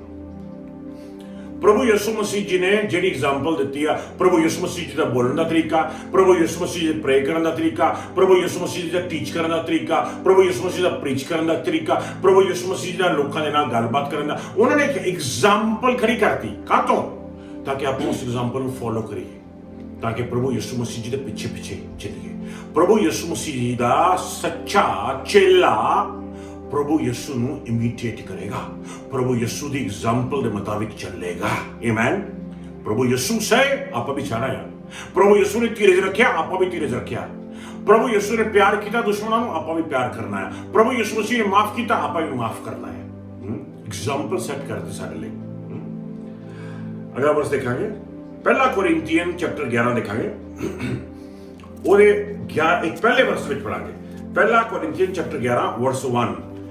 ਹੁਣ ਪ੍ਰਭੂ ਯਿਸੂ ਮਸੀਹ ਜੀ ਨੇ ਐਗਜ਼ਾਮਪਲ ਸੈੱਟ ਕੀਤੀ। ਪ੍ਰਭੂ ਯਿਸੂ ਮਸੀਹ ਜੀ ਚਾਹੁੰਦੇ ਨੇ ਕਿ ਆਪਾਂ ਉਹਨਾਂ ਨੂੰ ਫੋਲੋ ਕਰੀਏ, ਚਾਹੁੰਦੇ ਨੇ ਕਿ ਉਹਨਾਂ ਦੇ ਸ਼ਬਦਾਂ ਨੂੰ ਫੋਲੋ ਕਰੀਏ, ਚਾਹੁੰਦੇ ਨੇ ਕਿ ਉਹਨਾਂ ਦੀ ਐਗਜ਼ਾਮਪਲ ਨੂੰ ਫੋਲੋ ਕਰੀਏ। ਲੇਕਿਨ ਗਾਹਾਂ ਜਿਹੜੇ ਚੇਲੇ ਹੋਏ ਨੇ, ਪੌਲੁਸ ਹੋ ਗਿਆ, ਪਤਰਸ ਹੋ ਗਿਆ, ਉਹ ਚੇਲਿਆਂ ਨੇ ਵੀ ਜਦੋਂ ਪ੍ਰਭੂ ਯਿਸੂ ਮਸੀਹ ਜੀ ਨੂੰ ਫੋਲੋ ਕੀਤਾ, ਹੁਣ ਗਾਹਾਂ ਉਹ ਚੇਲੇ ਵੀ ਕਹਿ ਰਹੇ ਨੇ ਤੁਸੀਂ ਸਾਨੂੰ ਫੋਲੋ ਕਰੋ। ਜੇ ਤੁਸੀਂ ਸਾਨੂੰ ਫੋਲੋ ਕਰੋਗੇ, ਸਾਨੂੰ ਇਮੀਟੇਟ ਕਰੋਗੇ, ਤੁਸੀਂ ਇੱਕ ਦਿਨ ਯਿਸੂ ਨੂੰ ਪ੍ਰਾਪਤ ਕਰ ਲਓਗੇ। ਇੱਕ ਬਹੁਤ ਵੱਡਾ ਇਵੈਂਜਲਿਸਟ ਸੀਗਾ, ਤੇ ਇੱਕ ਸਵਾਲ ਕੀਤਾ ਕਿਸੇ ਨੇ ਉਹਨੂੰ ਕਿ ਪਾਸਟਰ ਜੀ ਵੀ ਜਦੋਂ ਅਸੀਂ ਤੁਹਾਡੇ ਇਸ਼ਤਿਹਾਰ ਦੇਖਦੇ ਹਾਂ, ਵੱਡੇ ਵੱਡੇ ਬੋਰਡ ਲੱਗੇ ਹੋਏ ਨੇ ਬਾਹਰ ਸੜਕਾਂ ਤੇ, ਵੱਡੇ ਵੱਡੇ ਇਸ਼ਤਿਹਾਰ ਲੱਗੇ ਨੇ, ਉੱਥੇ ਵੱਡੀ ਸਾਰੀ ਫੋਟੋ ਤੁਹਾਡੀ ਲੱਗੀ ਹੁੰਦੀ ਹੈ, ਤੇ ਉੱਥੇ ਇਨਵੀਟੇਸ਼ਨ ਹੁੰਦੀ ਹੈ ਫਲਾਣੇ ਦਿਨ ਆ ਜਾਓ, ਕਰੂਸੇਡ ਹੋ ਰਿਹਾ ਹੈ। ਤੇ ਕਹਿੰਦੇ ਵੀ ਜਦੋਂ ਅਸੀਂ ਅੰਦਰ ਆਉਂਦੇ ਹਾਂ ਤੇ ਅੰਦਰ ਆ ਕੇ ਤਾਂ ਤੁਸੀਂ ਸਾਰਾ ਕੁਝ ਸਾਨੂੰ ਯਿਸੂ ਬਾਰੇ ਦੱਸਦੇ ਹੋ, ਆਪਣੇ ਬਾਰੇ ਤੁਸੀਂ ਕੁਝ ਦੱਸਦੇ ਨਹੀਂਗੇ। ਬਾਹਰ ਤੁਹਾਡੀ ਏਡੀ ਵੱਡੀ ਫੋਟੋ ਲੱਗੀ ਹੁੰਦੀ ਹੈ, ਵੀ ਫਲਾਣਾ ਬੰਦਾ ਪ੍ਰਚਾਰਕ ਆ ਰਿਹਾ ਹੈਗਾ ਉਹ। ਤੇ ਉਹਨਾਂ ਨੇ ਆਖਿਆ ਲੋਕ ਜਿਹੜੇ ਨੇ ਉਹ ਪ੍ਰਭੂ ਯਿਸੂ ਨੂੰ ਦੇਖ ਨਹੀਂ ਸਕਦੇ, ਪਛਾਣ ਨਹੀਂ ਸਕਦੇ, ਰੱਬ ਰੂਹ ਆ। ਲੇਕਿਨ ਬਾਹਰ ਮੈਂ ਉਹਨਾਂ ਨੂੰ ਆਪਣਾ ਆਪ ਦਿਖਾਣਾ ਆ। ਲੇਕਿਨ ਜਦੋਂ ਉਹ ਮੈਨੂੰ ਦੇਖਦੇ ਅੰਦਰ ਆਉਂਦੇ ਨੇ ਤੇ ਅੰਦਰ ਨੂੰ ਦੱਸਦਾ ਆ, ਮੈਨੂੰ ਨਾ ਦੇਖੋ, ਯਿਸੂ ਨੂੰ ਦੇਖੋ। ਮੇਰੇ ਵਿੱਚੋਂ ਦੀ ਯਿਸੂ ਨਜ਼ਰ ਆਉਂਦਾ ਉਹਨਾਂ ਨੂੰ ਤੇ ਉਹ ਯਿਸੂ ਦੇ ਪਿੱਛੇ ਹੋ ਜਾਂਦੇ ਨੇ। ਸਾਡਾ ਕੀ ਫਰਜ਼ ਬਣਦਾ? ਸਾਡਾ ਇਹ ਫਰਜ਼ ਬਣਦਾ ਵੀ ਲੋਕਾਂ ਨੂੰ ਸਿਰਫ ਪ੍ਰਭੂ ਯਿਸੂ ਦੀ ਚਰਨੀ ਲਾ ਦੇਣਾ ਤੇ ਪ੍ਰਭੂ ਯਿਸੂ ਵੱਲ ਨੂੰ ਖਿੱਚ ਲੈਣਾ ਬਸ। ਲੇਕਿਨ ਆਪਾਂ ਇਮੀਡੀਏਟ ਕਰਨਾ। ਆਓ ਦੇਖੋ ਪੌਲੁਸ ਕੀ ਕਹਿੰਦਾ ਹੈਗਾ, ਪਹਿਲਾ ਕੋਰਿੰਥੀਅਨ ਚੈਪਟਰ 11 ਵਰਸ 1। ਉਸ ਤੋਂ ਬਾਅਦ ਫਿਲੀਪੀਨਸ ਦੇ ਵਿੱਚ ਜਾਵਾਂਗੇ ਚੈਪਟਰ 3 ਵਿੱਚ। ਹਾਂਜੀ ਆਓ। ਮੇਰੇ ਅਨੁਸਾਰੀ ਬਣੋ ਜਿਸ ਤਰ੍ਹਾਂ ਕਿ ਮੈਂ ਮਸੀਹ ਦਾ ਅਨੁਸਾਰੀ ਹਾਂ। ਹਾਂ, ਪੌਲੁਸ ਦਾ ਕਹਿਣਾ ਹੈ ਮੇਰੇ ਅਨੁਸਾਰੀ ਬਣੋ, ਮੇਰੇ ਵਾਂਗੂ ਬਣ ਜਾਓ ਜਿੱਦਾਂ ਮੈਂ ਮਸੀਹ ਵਰਗਾ ਬਣ ਚੱਲਿਆ ਹੈ। ਵਾਹ, ਕੀ ਤੁਹਾਡੇ ਵਿੱਚ ਐਸੀ ਕਾਬਲੀਅਤ ਹੈ ਕਿ ਤੁਸੀਂ ਕਿਸੇ ਨੂੰ ਕਹਿ ਸਕੋ ਮੇਰੇ ਵਰਗਾ ਬਣ ਜਾ, ਹੈ ਕਿਉਂਕਿ ਮੈਂ ਯਿਸੂ ਵਰਗਾ ਬਣ ਗਿਆ ਜਾਂ ਮੈਂ ਯਿਸੂ ਵਰਗਾ ਬਣ ਰਿਹਾ ਹਾਂ? ਕੀ ਕਹਿ ਸਕਦੇ ਹੋ ਤੁਸੀਂ ਕਿਸੇ ਨੂੰ ਮੇਰੇ ਵਰਗਾ ਬਣ? ਹਿੰਮਤ ਹੈ? ਪ੍ਰਭੂ ਯਿਸੂ ਮਸੀਹ ਜੀ ਦੇ ਡਿਸਾਈਪਲ ਦੇ ਵਿੱਚ ਇਹ ਖਾਸੀਅਤ ਪਾਈ ਜਾਂਦੀ ਹੈ ਕਿ ਉਹ ਪ੍ਰਭੂ ਯਿਸੂ ਨੂੰ ਫੋਲੋ ਕਰੇਗਾ, ਇੰਨਾ ਫੋਲੋ ਕਰ ਲੇਗਾ, ਇੰਨਾ ਫੋਲੋ ਕਰ ਲੇਗਾ। ਉਹਦਾ ਤਰੀਕਾ, ਉਹਦੀ ਤੋਰ ਹੈ ਬਿਲਕੁਲ ਪ੍ਰਭੂ ਯਿਸੂ ਵਰਗੀ ਹੋ ਜਾਏਗੀ। ਉਹਦਾ ਉੱਠਣਾ ਬੈਠਣਾ, ਉਹਦਾ ਬੋਲਣਾ ਚੱਲਣਾ ਸਭ ਕੁਝ ਯਿਸੂ ਵਰਗਾ ਹੋ ਜਾਏਗਾ। ਤੁਸੀਂ ਕਹਿ ਸਕੋਗੇ ਆਪਣੇ ਗੁਆਂਢੀ ਨੂੰ ਮੇਰੇ ਵਰਗਾ ਬਣ ਜਾ, ਕਿਉਂਕਿ ਮੈਂ ਯਿਸੂ ਵਰਗਾ ਬਣ ਰਿਹਾ ਹਾਂ। ਆਮੇਨ। ਆਓ ਦੇਖੀਏ ਫਿਲੀਪੀਅਨ ਚੈਪਟਰ 3 ਉਹਦਾ 17ਵਾਂ ਵਰਸ ਪੜਾਂਗੇ ਪੰਜਾਬੀ ਦੇ ਵਿੱਚ। ਫਿਲੀਪੀਅਨਸ ਚੈਪਟਰ 3 ਵਰਸ 17। ਜੀ ਹਾਂ, ਇਹ ਕਰਨ ਵਿੱਚ ਮੇਰੇ ਅਨੁਸਾਰੀ ਬਣੋ ਭਰਾਵੋ। ਅਸੀਂ ਤੁਹਾਡੇ ਲਈ ਇੱਕ ਉਦਾਹਰਣ ਕਾਇਮ ਕਰ ਦਿੱਤੀ ਹੈ। ਉਹਨਾਂ ਸਭ ਦੇ ਜੀਵਨਾਂ ਤੇ ਵੀ ਧਿਆਨ ਦੇਵੋ ਜੋ ਇਸ ਦੀ ਪੈਰਵੀ ਕਰਦੇ ਹਨ। ਵਾਹ, ਪੌਲੁਸ ਕਹਿੰਦਾ ਆ ਕਿ ਪ੍ਰਭੂ ਯਿਸੂ ਮਸੀਹ ਜੀ ਨੇ ਇੱਕ ਉਦਾਹਰਣ ਨਹੀਂ ਛੱਡੀ, ਅਸੀਂ ਵੀ ਇੱਕ ਐਸੀ ਉਦਾਹਰਣ ਛੱਡ ਦਿੱਤੀ ਆ। ਅਸੀਂ ਵੀ ਪ੍ਰਭੂ ਯਿਸੂ ਮਸੀਹ ਵਰਗੇ ਬਣ ਗਏ ਹੈਗੇ ਆ। ਹੁਣ ਸਾਡੇ ਵਰਗੇ ਬਣੋ, ਅਸੀਂ ਯਿਸੂ ਵਰਗੇ ਬਣਦੇ ਹੈਗੇ। ਆਓ ਦੇਖੀਏ ਚੌਥੇ ਚੈਪਟਰ ਦੇ ਵਿੱਚ ਫਿਲੀਪੀਅਨ ਚੈਪਟਰ 4 ਵਰਸ 9 ਦੇਖਾਂਗੇ। ਜੀ ਹਾਂ, ਐਸੀ ਕਿਤਾਬ ਦਾ ਫਿਲੀਪੀਅਨ 4:9। ਜੋ ਕੁਝ ਤੁਸੀਂ ਮੇਰੇ ਕੋਲੋਂ ਸੁਣਿਆ ਅਤੇ ਦੇਖਿਆ ਹੈ, ਨਾਲੇ ਜੋ ਸਿੱਖਿਆ ਤੁਹਾਡੇ ਲਈ ਹੈ, ਅਤੇ ਉਹ ਸਭ ਰਵਾਇਤਾਂ ਜੋ ਤੁਸੀਂ ਮੇਰੇ ਤੋਂ ਪ੍ਰਾਪਤ ਕੀਤੀਆਂ ਹਨ, ਸਭ ਦੀ ਵਰਤੋਂ ਆਪਣੇ ਜੀਵਨਾਂ ਵਿੱਚ ਕਰੋ। ਇਹ ਕਰਨ ਤੇ ਪਰਮੇਸ਼ਰ ਦੀ ਸ਼ਾਂਤੀ ਤੁਸੀਂ ਪ੍ਰਾਪਤ ਕਰੋਗੇ। ਵਾਹ ਵਾਹ, ਪੌਲੁਸ ਕਹਿੰਦਾ ਇਹਨੇ ਗਰਵ ਦੇ ਨਾਲ ਜੋ ਕੁਝ ਤੁਸੀਂ ਮੇਰੇ ਤੋਂ ਸੁਣਿਆ ਆ, ਜੋ ਕੁਝ ਤੁਸੀਂ ਮੇਰੀ ਜ਼ਿੰਦਗੀ 'ਚ ਦੇਖਿਆ ਆ, ਜੋ ਕੁਝ ਮੈਂ ਬੋਲਿਆ ਆ, ਜੋ ਕੁਝ ਮੈਂ ਸਿਖਾਇਆ ਆ, ਜੋ ਕੁਝ ਮੈਂ ਟੀਚ ਕੀਤਾ ਆ, ਤੁਸੀਂ ਉਹਨੂੰ ਆਪਣੇ ਦਿਲਾਂ 'ਚ ਰੱਖੋ ਤੇ ਪਰਮੇਸ਼ਰ ਦੀ ਸ਼ਾਂਤੀ ਤੁਹਾਡੇ ਦਿਲਾਂ 'ਚ ਘਰ ਕਰ ਲਏ। ਯਾਨੀ ਕਿ ਪੌਲੁਸ ਨੂੰ ਪਤਾ ਸੀਗਾ ਕਿ ਉਹਦੇ ਸ਼ਬਦ ਜਿਹੜੇ ਨੇ, ਉਹਦੀਆਂ ਗੱਲਾਂ ਜਿਹੜੀਆਂ ਨੇ, ਉਹ ਪ੍ਰਭੂ ਯਿਸੂ ਮਸੀਹ ਜੀ ਦੀ ਗੱਲਾਂ ਦੇ ਨਾਲ ਭਰੀਆਂ ਹੋਈਆਂ ਨੇ। ਆਮੇਨ। ਆਓ ਦੇਖੀਏ ਆਪਾਂ ਅਗਲਾ ਵਰਸ ਦੇਖਾਂਗੇ, ਪੜਾਂਗੇ ਅਬਰਾਨੀਆਂ ਦਾ 13ਵਾਂ ਚੈਪਟਰ ਤੇ ਉਹਦਾ 7ਵਾਂ ਵਰਸ ਪੜਾਂਗੇ ਆਪਾਂ ਪੰਜਾਬੀ ਦੇ ਵਿੱਚ। ਹੀਬਰੂ ਚੈਪਟਰ 13 ਵਰਸ 7। ਦੇਖੋ ਕੀ ਕਹਿੰਦਾ ਪ੍ਰਭੂ ਦਾ ਵਚਨ, ਆਓ ਸੁਣੀਏ ਪੰਜਾਬੀ ਦੇ ਵਿੱਚ। ਹਾਂਜੀ। ਆਪਣੇ ਉਹਨਾਂ ਆਗੂਆਂ ਨੂੰ ਹਮੇਸ਼ਾ ਯਾਦ ਰੱਖੋ ਜਿਨ੍ਹਾਂ ਨੇ ਤੁਹਾਨੂੰ ਪਰਮੇਸ਼ਰ ਦਾ ਸੰਦੇਸ਼ ਸੁਣਾਇਆ ਸੀ।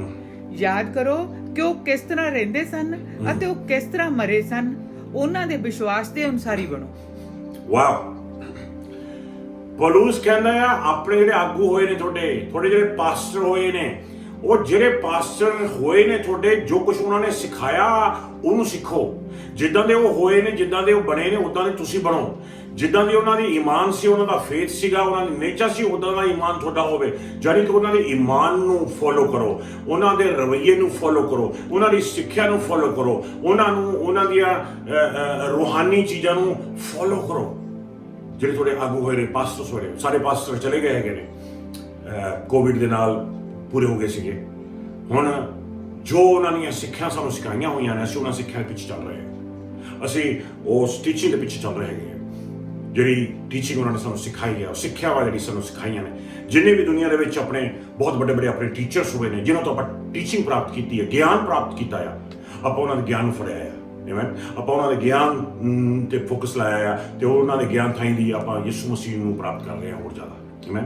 ਸੋ ਪ੍ਰਭੂ ਭੈਣੋ, ਆਪਾਂ ਅੱਜ ਦੇਖ ਰਹੇ ਹੈਗੇ ਆ ਕਿ ਪ੍ਰਭੂ ਯਿਸੂ ਮਸੀਹ ਦੇ ਚੇਲਿਆਂ ਦੇ ਵਿੱਚ ਕਿਹੜੇ ਗੁਣ ਪਾਏ ਜਾਂਦੇ ਨੇ, ਯਾਨੀ ਕਿ ਕਿਹੜੇ ਕੈਰੈਕਟਰਿਸਟਿਕਸ ਹੁੰਦੇ ਨੇ ਪ੍ਰਭੂ ਦੇ ਚੇਲਿਆਂ ਦੇ। ਪਹਿਲਾ ਗੁਣ ਜਿਹੜਾ ਆਪਾਂ ਦੇਖਿਆ ਪ੍ਰਭੂ ਦੇ ਚੇਲੇ ਦੇ ਵਿੱਚ ਹੁੰਦਾ ਹੈ ਕਿ ਉਹ ਲਰਨਰ ਹੁੰਦਾ ਹੈ, ਉਹ ਸਟੂਡੈਂਟ ਹੁੰਦਾ ਹੈ, ਉਹ ਸਿੱਖਿਅਕ ਹੁੰਦਾ ਹੈ, ਉਹ ਸਿੱਖਦਾ ਆ, ਲਗਾਤਾਰ ਸਿੱਖਦਾ ਆ, ਉਹਦੇ ਵਿੱਚ ਭੁੱਖ ਪਿਆਸ ਹੁੰਦੀ ਆ ਪ੍ਰਭੂ ਦਾ ਵਚਨ ਸਿੱਖਣ ਦੇ ਵਾਸਤੇ। ਦੂਜੇ ਨੰਬਰ ਤੇ ਆਪਾਂ ਦੇਖਿਆ ਕਿ ਉਹ ਬਹੁਤ ਅੱਛਾ ਫੋਲੋਅਰ ਹੁੰਦਾ ਹੈ। ਉਹ ਫੋਲੋ ਕਰਦਾ ਪ੍ਰਭੂ ਯਿਸੂ ਨੂੰ, ਫੋਲੋ ਕਰਦਾ ਚੇਲਿਆਂ ਨੂੰ, ਫੋਲੋ ਕਰਦਾ ਪਾਸਟਰਸ ਨੂੰ, ਫੋਲੋ ਕਰਦਾ ਟੀਚਰਸ ਨੂੰ, ਫੋਲੋ ਕਰਦਾ ਜਿਹੜੇ ਆਪਣੇ ਮਾਸਟਰਸ ਹੈਗੇ ਨੇ, ਆਪਣੇ ਟੀਚਰਸ ਹੈਗੇ ਨੇ, ਆਪਾਂ ਨੂੰ ਸਿਖਾਉਂਦੇ ਨੇ। ਉਹ ਬਹੁਤ ਅੱਛਾ ਇਮੀਟੇਟਰ ਆ, ਉਹਨਾਂ ਦੇ ਗੁਣਾਂ ਦਾ ਇਮੀਟੇਟਰ। ਆਮੇਨ। ਯਾਨੀ ਕਿ ਉਹਨਾਂ ਦੇ ਨੇਚਰ ਦਾ ਇਮੀਟੇਟਰ ਜਿਹੜੇ ਆਪਣੇ ਲੀਡਰਸ ਹੁੰਦੇ ਨੇ। ਤੀਜੇ ਨੰਬਰ ਤੇ ਆਪਾਂ ਦੇਖਾਂਗੇ ਕਿ ਉਹ ਆਗਿਆਕਾਰੀ ਵੀ ਹੁੰਦੇ ਨੇ। ਡਿਸਾਈਪਲਸ ਜਿਹੜੇ ਨੇ ਸਿਰਫ ਪ੍ਰਭੂ ਯਿਸੂ ਦਾ ਵਚਨ ਸੁਣਦੇ ਹੀ ਨਹੀਂ ਜਾਂ ਲਰਨ ਹੀ ਨਹੀਂ ਕਰਦੇ, ਉਹ ਆਗਿਆਕਾਰੀ ਵੀ ਹੁੰਦੇ ਨੇ। ਉਹ ਓਬੇ ਵੀ ਕਰਨਾ ਚਾਹੁੰਦੇ ਨੇ। ਹੁਣ ਹੋ ਸਕਦਾ ਕਿ ਸਭ ਕੁਝ ਤੁਸੀਂ ਅੱਜ ਓਬੇ ਨਾ ਕਰ ਰਹੇ ਹੋ, ਕਰ ਨਾ ਸਕੋ। ਤੁਹਾਡਾ ਦਿਲ ਕਰਦਾ ਹੋਵੇ, ਫੋਰ ਐਗਜ਼ਾਮਪਲ ਤੁਹਾਡਾ ਦਿਲ ਕਰਦਾ ਹੋਵੇ ਮੈਂ 10ਵਾਂ ਦੇਣਾ ਚਾਹੁੰਦਾ ਹਾਂ ਪ੍ਰਭੂ ਨੂੰ, ਮੈਂ ਓਬੇ ਕਰਨਾ ਚਾਹੁੰਦਾ, ਪ੍ਰਭੂ ਤੇਰਾ ਹੁਕਮ ਹੈ, ਮੈਂ ਓਬੇ ਕਰਨਾ ਚਾਹੁੰਦਾ, ਲੇਕਿਨ ਸ਼ਾਇਦ ਤੁਸੀਂ ਨਾ ਦੇ ਰਹੇ ਹੋ, ਦੇ ਸਕਦੇ। ਤੁਹਾਨੂੰ ਕੋਈ ਦਿੱਕਤ ਆ ਰਹੀ ਹੋਵੇ, ਤੁਸੀਂ ਪ੍ਰਭੂ ਨੂੰ ਪ੍ਰੇ ਕਰੋ, ਪ੍ਰਭੂ ਦੇ ਕੇ ਪ੍ਰਭੂ ਮੇਰੀ ਅੱਖਾਂ ਖੋਲ ਦੇ, ਮੇਰੀ ਮਦਦ ਕਰ ਪ੍ਰਭੂ ਜੀ, ਮੈਂ ਫੇਥਫੁਲ ਹੋ ਸਕਾਂ, ਆਪਣੇ ਦੇਣ ਦੇ ਵਿੱਚ ਫੇਥਫੁਲ ਹੋ ਸਕਾਂ, ਮੈਂ ਇਸ ਹੁਕਮ 'ਚ ਫੇਥਫੁਲ ਹੋ ਸਕਾਂ, ਮੈਂ ਉਸ ਹੁਕਮ 'ਚ ਫੇਥਫੁਲ ਹੋਗਾ, ਮੈਂ ਆਹ ਚੀਜ਼ਾਂ ਨਾ ਦੇਖਾਂ, ਮੈਂ ਆਹ ਚੀਜ਼ਾਂ ਨਾ ਸੁਣਾ, ਮੈਂ ਆਹ ਚੀਜ਼ਾਂ ਨਾ ਖਾਵਾਂ, ਮੈਂ ਆਹ ਚੀਜ਼ਾਂ ਨਾ ਪੀਵਾਂ, ਮੈਂ ਉੱਧਰ ਨੂੰ ਨਾ ਜਾਵਾਂ, ਮੈਂ ਉਹਨਾਂ ਨਾਲ ਨਾ ਉੱਠਾਂ ਬੈਠਾਂ, ਮੈਂ ਇੱਧਰ ਨਾ ਸੋਚਾਂ, ਪੁਰਾਣੀ ਗੱਲਾਂ ਨਾ ਸੋਚਾਂ। ਇਹ ਸਾਰੀਆਂ ਗੱਲਾਂ ਪ੍ਰਭੂ ਮੈਂ ਆਗਿਆਕਾਰੀ ਹੋਣਾ ਚਾਹੁੰਦਾ ਹਾਂ, ਮੇਰੀ ਮਦਦ ਕਰ। ਤਾਂ ਪ੍ਰਭੂ ਇੱਕ ਇੱਕ ਕਰਕੇ ਤੁਹਾਨੂੰ ਆਗਿਆਕਾਰੀ ਦੇ ਰਾਹ ਦੇ ਵਿੱਚ ਪਾਈ ਚੱਲੇਗਾ। ਇੱਕਦਮ ਹੀ ਇੱਕ ਸੈਕਿੰਡ ਦੇ ਵਿੱਚ ਆਪਾਂ ਪੂਰੇ ਆਗਿਆਕਾਰੀ ਨਹੀਂ ਬਣਾਂਗੇ। ਆਪਣੀ ਜ਼ਿੰਦਗੀ ਦੇ ਵਿੱਚ ਹੌਲੀ ਹੌਲੀ ਕਰਕੇ, ਕਈਆਂ ਦੀ ਜ਼ਿੰਦਗੀ 'ਚ ਛੇਤੀ, ਕਈਆਂ ਦੀ ਜ਼ਿੰਦਗੀ 'ਚ ਹੌਲੀ ਹੌਲੀ ਆਗਿਆਕਾਰੀ ਦੀ ਰੂਹ ਆਈ ਜਾਊਗੀ। ਜੋ ਬੰਦਾ ਆਗਿਆਕਾਰੀ ਹੋਈ ਜਾਊਗਾ, ਜੋ ਬੰਦਾ ਆਗਿਆਕਾਰੀ ਹੋਈ ਜਾਊਗਾ, ਤਿਉਂ ਰੱਬ ਦੀ ਬਰਕਤ ਉਹਦੀ ਝੋਲੀ 'ਚ ਪਈ ਜਾਊਗੀ। ਤਿਉਂ ਉਹਦੇ ਵਿੱਚ ਪ੍ਰਭੂ ਯਿਸੂ ਮਸੀਹ ਦਾ ਚਾਨਣ ਚਮਕਣ ਲੱਗੇਗਾ। ਤਿਉਂ ਉਹਨੂੰ ਉਹ ਰਿਵਾਰਡਸ ਮਿਲੀ ਜਾਣਗੇ, ਉਹ ਬਰਕਤਾਂ ਮਿਲੀ ਜਾਣਗੀਆਂ ਜਿਹੜੀਆਂ ਪਰਮੇਸ਼ਰ ਉਹਨੂੰ ਦੇਣਾ ਚਾਹੁੰਦਾ ਹੈ। ਆਮੇਨ। ਪ੍ਰਭੂ ਯਿਸੂ ਦਾ ਚੇਲਾ, ਡਿਸਾਈਪਲ, ਉਹਦੇ ਵਿੱਚ ਇੱਕ ਗੁਣ ਨੇ ਕਿ ਉਹ ਆਗਿਆਕਾਰੀ ਹੋਣਾ ਚਾਹੁੰਦਾ ਹੈ। ਪ੍ਰਭੂ ਦਾ ਚੇਲਾ ਉਹਦੇ ਦਿਲ ਹੁੰਦਾ, ਪ੍ਰਭੂ ਮੇਰੇ ਲਈ ਬਹੁਤ ਮੁਸ਼ਕਿਲ ਹੈ, ਲੇਕਿਨ ਮੈਂ ਆਗਿਆਕਾਰੀ ਹੋਣਾ ਚਾਹੁੰਦਾ। ਪ੍ਰਭੂ ਜੀ ਐਸ ਭੈੜੀ ਆਦਤ ਚੋਂ ਮੈਂ ਨਿਕਲਣਾ ਚਾਹੁੰਦਾ, ਪਲੀਜ਼ ਪ੍ਰਭੂ ਜੀ ਮੇਰੀ ਮਦਦ ਕਰ, ਮੈਂ ਆਗਿਆਕਾਰੀ ਹੋਣਾ ਚਾਹੁੰਦਾ, ਪਵਿੱਤਰਤਾ ਪਾਲਣ ਦੇ ਵਿੱਚ ਆਗਿਆਕਾਰੀ ਹੋਣਾ ਚਾਹੁੰਦਾ, ਮੇਰੀ ਮਦਦ ਕਰ ਪ੍ਰਭੂ, ਮੈਂ ਚਾਹੁੰਦਾ। ਹੁਣ ਕਈ ਲੋਕ ਆਉਂਦੇ ਨੇ, ਸੁਣੋ, ਚਾਹੁੰਦੇ ਹੀ ਨਹੀਂਗੇ। ਐ ਨਹੀਂ ਵੀ ਉਹਨਾਂ ਤੋਂ ਹੁੰਦਾ ਨਹੀਂਗਾ, ਨਹੀਂ, ਉਹ ਚਾਹੁੰਦੇ ਹੀ ਨਹੀਂਗੇ। ਪ੍ਰਭੂ ਦਾ ਵਚਨ ਕੀ ਕਹਿੰਦਾ?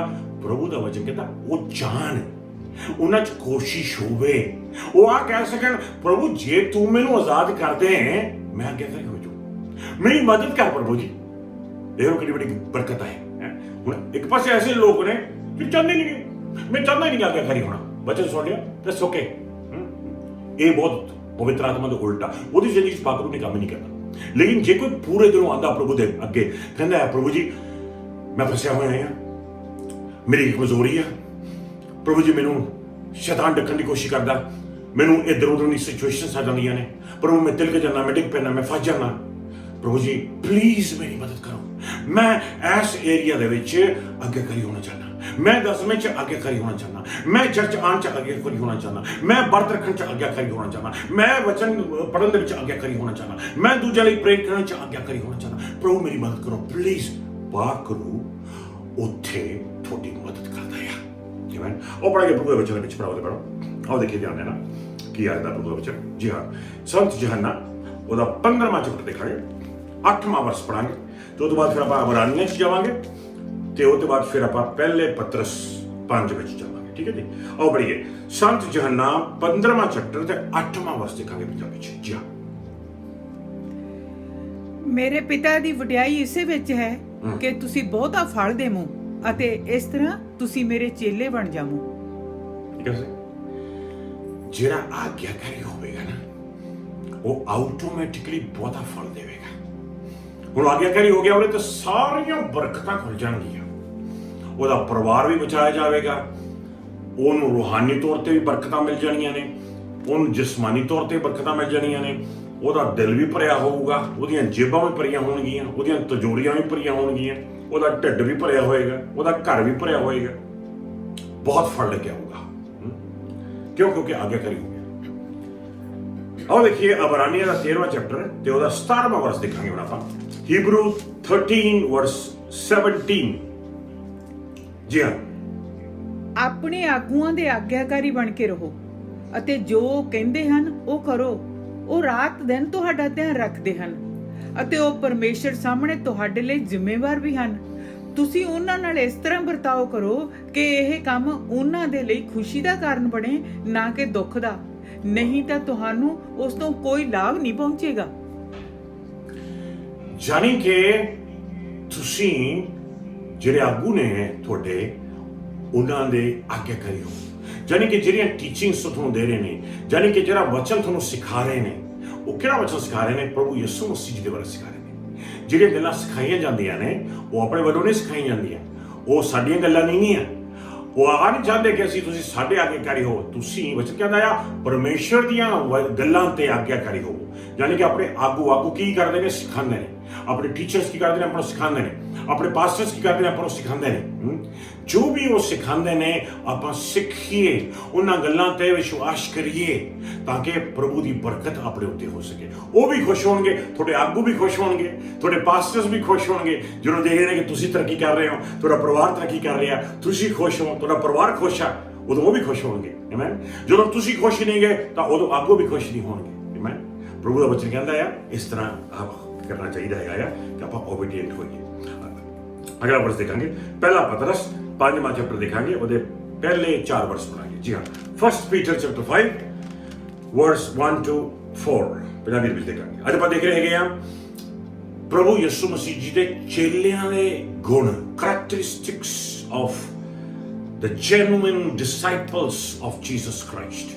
ਆਓ ਦੇਖੀਏ ਪੰਜਾਬੀ ਦੇ ਵਿੱਚ ਪਹਿਲਾ ਪਤਰਸ 5 ਪਹਿਲੇ ਤੋਂ 4 ਤੱਕ। ਹਾਂਜੀ। ਹੁਣ ਮੈਂ ਉਹਨਾਂ ਨੂੰ ਜੋ ਵਿਸ਼ਵਾਸ ਸੰਗਤ ਦੇ ਬਜ਼ੁਰਗ ਹਨ ਕੁਝ ਕਹਿਣਾ ਚਾਹੁੰਦਾ ਹਾਂ। ਮੈਂ ਇਹ ਸਭ ਇੱਕ ਸਾਥੀ ਬਜ਼ੁਰਗ ਹੋਣ ਦੇ ਨਾਤੇ ਕਹਿ ਰਿਹਾ ਹਾਂ, ਜਿਸ ਨੇ ਆਪ ਮਸੀਹ ਦੇ ਦੁੱਖਾਂ ਨੂੰ ਅੱਖੀਂ ਦੇਖਿਆ ਹੈ ਅਤੇ ਜਿਸ ਨੂੰ ਅੱਗੇ ਪ੍ਰਗਟ ਹੋਣ ਵਾਲੀ ਮਹਿਮਾ ਦੇ ਹਿੱਸੇਦਾਰ ਹੋਣ ਦੀ ਪੂਰੀ ਉਮੀਦ ਵੀ ਹੈ। ਪਰਮੇਸ਼ਰ ਦੇ ਇੱਜ਼ਤ ਦੀ ਦੇਖਭਾਲ ਕਰੋ ਜੋ ਉਸਨੇ ਤੁਹਾਨੂੰ ਦਿੱਤਾ ਹੈ। ਇਹ ਸੇਵਾ ਬਿਨਾਂ ਕਿਸੇ ਦਵਾ ਦੇ ਪਰਮੇਸ਼ਰ ਦੀ ਇੱਛਾ ਅਨੁਸਾਰ ਖੁਸ਼ੀ ਨਾਲ ਕਰੋ, ਨਾ ਕਿ ਇਹ ਸੇਵਾ ਕਿਸੇ ਲਾਲਚ ਵਿੱਚ ਆ ਕੇ ਕਰੋ, ਸਗੋਂ ਇਸ ਲਈ ਕਰੋ ਕਿ ਇਹ ਤੁਹਾਡੇ ਮਨ ਦੀ ਆਪਣੀ ਇੱਛਾ ਹੈ। ਤੁਸੀਂ ਉਹਨਾਂ ਤੇ ਜੋ ਤੁਹਾਨੂੰ ਸੌਂਪੇ ਗਏ ਹਨ ਕਿਸੇ ਤਰ੍ਹਾਂ ਦਾ ਹੁਕਮ ਨਾ ਚਲਾਓ, ਸਗੋਂ ਤੁਸੀਂ ਇੱਜ਼ਤ ਦੇ ਲਈ ਆਪ ਨਮੂਨਾ ਬਣੋ। ਇਸ ਦੇ ਲਈ ਪ੍ਰਮੁੱਖ ਚਰਵਾਹਾ ਪ੍ਰਗਟ ਹੋਵੇਗਾ ਤਾਂ ਤੁਸੀਂ ਉਹ ਮਹਿਮਾ ਵਾਲਾ ਤਾਜ ਪ੍ਰਾਪਤ ਕਰੋਗੇ ਜੋ ਕਦੀ ਵੀ ਵਿਗੜੇਗਾ ਨਹੀਂ। ਜਾਣੀ ਕਿ ਆਪਾਂ ਉਹਨਾਂ ਨੂੰ ਰੋਜ਼ ਸਿਖਾਈਏ, ਉਹ ਰੋਜ਼ ਸਿੱਖ ਸਕਣ। ਆਪਾਂ ਜ਼ੋਰ ਦੇ ਨਾਲ ਜ਼ਬਰਦਸਤੀ ਉਹਨਾਂ ਨੂੰ ਸਿਖਾਉਣ ਦੀ ਕੋਸ਼ਿਸ਼ ਨਾ ਕਰੀਏ, ਕਿਉਂਕਿ ਜ਼ੋਰ ਦੇ ਨਾਲ ਸਰੀਰਿਕ ਤੌਰ ਤੇ, ਧਾਰਮਿਕ ਤੌਰ ਤੇ ਜ਼ਬਰਦਸਤੀ ਜੇ ਸਿਖਾਵਾਂਗੇ ਤੇ ਜ਼ਰੂਰ ਵਿੱਚ ਸਿੱਖਣਗੇ ਨਹੀਂ। ਉਹ ਮੁਕਤ ਨਹੀਂ ਪ੍ਰਾਪਤ ਕਰਨਗੇ, ਉਹ ਬਰਕਤਾਂ ਨਹੀਂ ਪ੍ਰਾਪਤ ਕਰਨਗੇ ਜਿਹੜੀਆਂ ਪ੍ਰਭੂ ਉਹਨਾਂ ਨੂੰ ਦੇਣਾ ਚਾਹੁੰਦਾ ਹੈ। ਪ੍ਰਭੂ ਕਦੋਂ ਪ੍ਰਸੰਨ ਹੁੰਦਾ? ਜਦੋਂ ਅਸੀਂ ਖੁਦ ਆਪਣੇ ਦਿਲੋਂ ਆਗਿਆਕਾਰੀ ਹੁੰਦੇ ਹਾਂ। ਆਮੇਨ। ਜ਼ੋਰ ਨਾਲ ਨਹੀਂ, ਧੱਕੇ ਨਾਲ ਨਹੀਂ, ਜ਼ਬਰਦਸਤੀ ਨਹੀਂ। ਜਦੋਂ ਦਿਲੋਂ ਆਗਿਆਕਾਰੀ ਹੁੰਦੇ ਆ ਨਾ, ਜਦੋਂ ਦਿਲੋਂ ਸਾਥ ਦਿੱਤਾ ਜਾਂਦਾ ਕਿਸੇ ਦਾ, ਹੈ ਨਾ, ਜਦੋਂ ਦਿਲੋਂ ਆਪਾਂ ਪਰਮੇਸ਼ਰ ਦੇ ਅੱਗੇ ਆਪਣਾ ਦਸਵਾਂ ਜਾਂ ਆਪਣੀ ਟਾਈਡ ਲੈ ਕੇ ਆਉਂਦੇ ਆ, ਜਦੋਂ ਦਿਲੋਂ ਕਹਿੰਦੇ ਆ ਕਿ ਪਾਸਟਰ ਜੀ ਮੈਂ ਹੈਲਪ ਕਰਨਾ ਚਾਹਨਾ ਕੁਰਸੀਆਂ ਲਾਉਣ ਦੇ ਵਿੱਚ, ਪਾਸਟਰ ਜੀ ਮੈਂ ਹੈਲਪ ਕਰਨਾ ਚਾਹਨਾ ਵਰਸ਼ਿਪ ਦੇ ਵਿੱਚ, ਪਾਸਟਰ ਜੀ ਮੈਂ ਹੈਲਪ ਕਰਨਾ ਬਾਹਰ ਜਾ ਕੇ ਲੋਕਾਂ ਨੂੰ ਫਾਇਰ ਬਣਨ ਦੇ ਵਿੱਚ, ਪਾਸਟਰ ਜੀ ਮੈਂ ਤੁਹਾਡੇ ਨਾਲ ਆ, ਪਾਸਟਰ ਜੀ ਮੈਂ ਤੁਹਾਡੇ ਨਾਲ ਖੜਨਾ ਚਾਹੁੰਦਾ ਆ, ਮੈਂ ਤੁਹਾਡੇ ਨਾਲ ਮਦਦ ਕਰਨਾ ਚਾਹੁੰਦਾ ਆ, ਇਹ ਸੇਵਾ ਦੇ ਵਿੱਚ ਮੈਂ ਹੱਥ ਵਟਾਉਣਾ ਚਾਹੁੰਦਾ ਆ। ਆਪਣੇ ਦਿਲੋਂ ਜਦੋਂ ਤੁਸੀਂ ਕਰਦੇ ਹੋ ਉਦੋਂ ਪਰਮੇਸ਼ਰ ਪ੍ਰਸੰਨ ਹੁੰਦਾ ਆ, ਕਿਉਂਕਿ ਵਾਕਈ ਤੁਸੀਂ ਪ੍ਰਭੂ ਦੇ ਪੈਰੋਂ ਆਗਿਆਕਾਰੀ ਹੋ ਰਹੇ ਹੋ, ਪਰਮੇਸ਼ਰ ਦੇ ਵਚਨਾਂ ਤੇ ਚੱਲ ਰਹੇ ਹੋ। ਬਹੁਤ ਹੀ ਬਰਕਤ ਦੇ ਵਿੱਚ ਪ੍ਰਭੂ ਦੇ ਪੈਰੋਂ।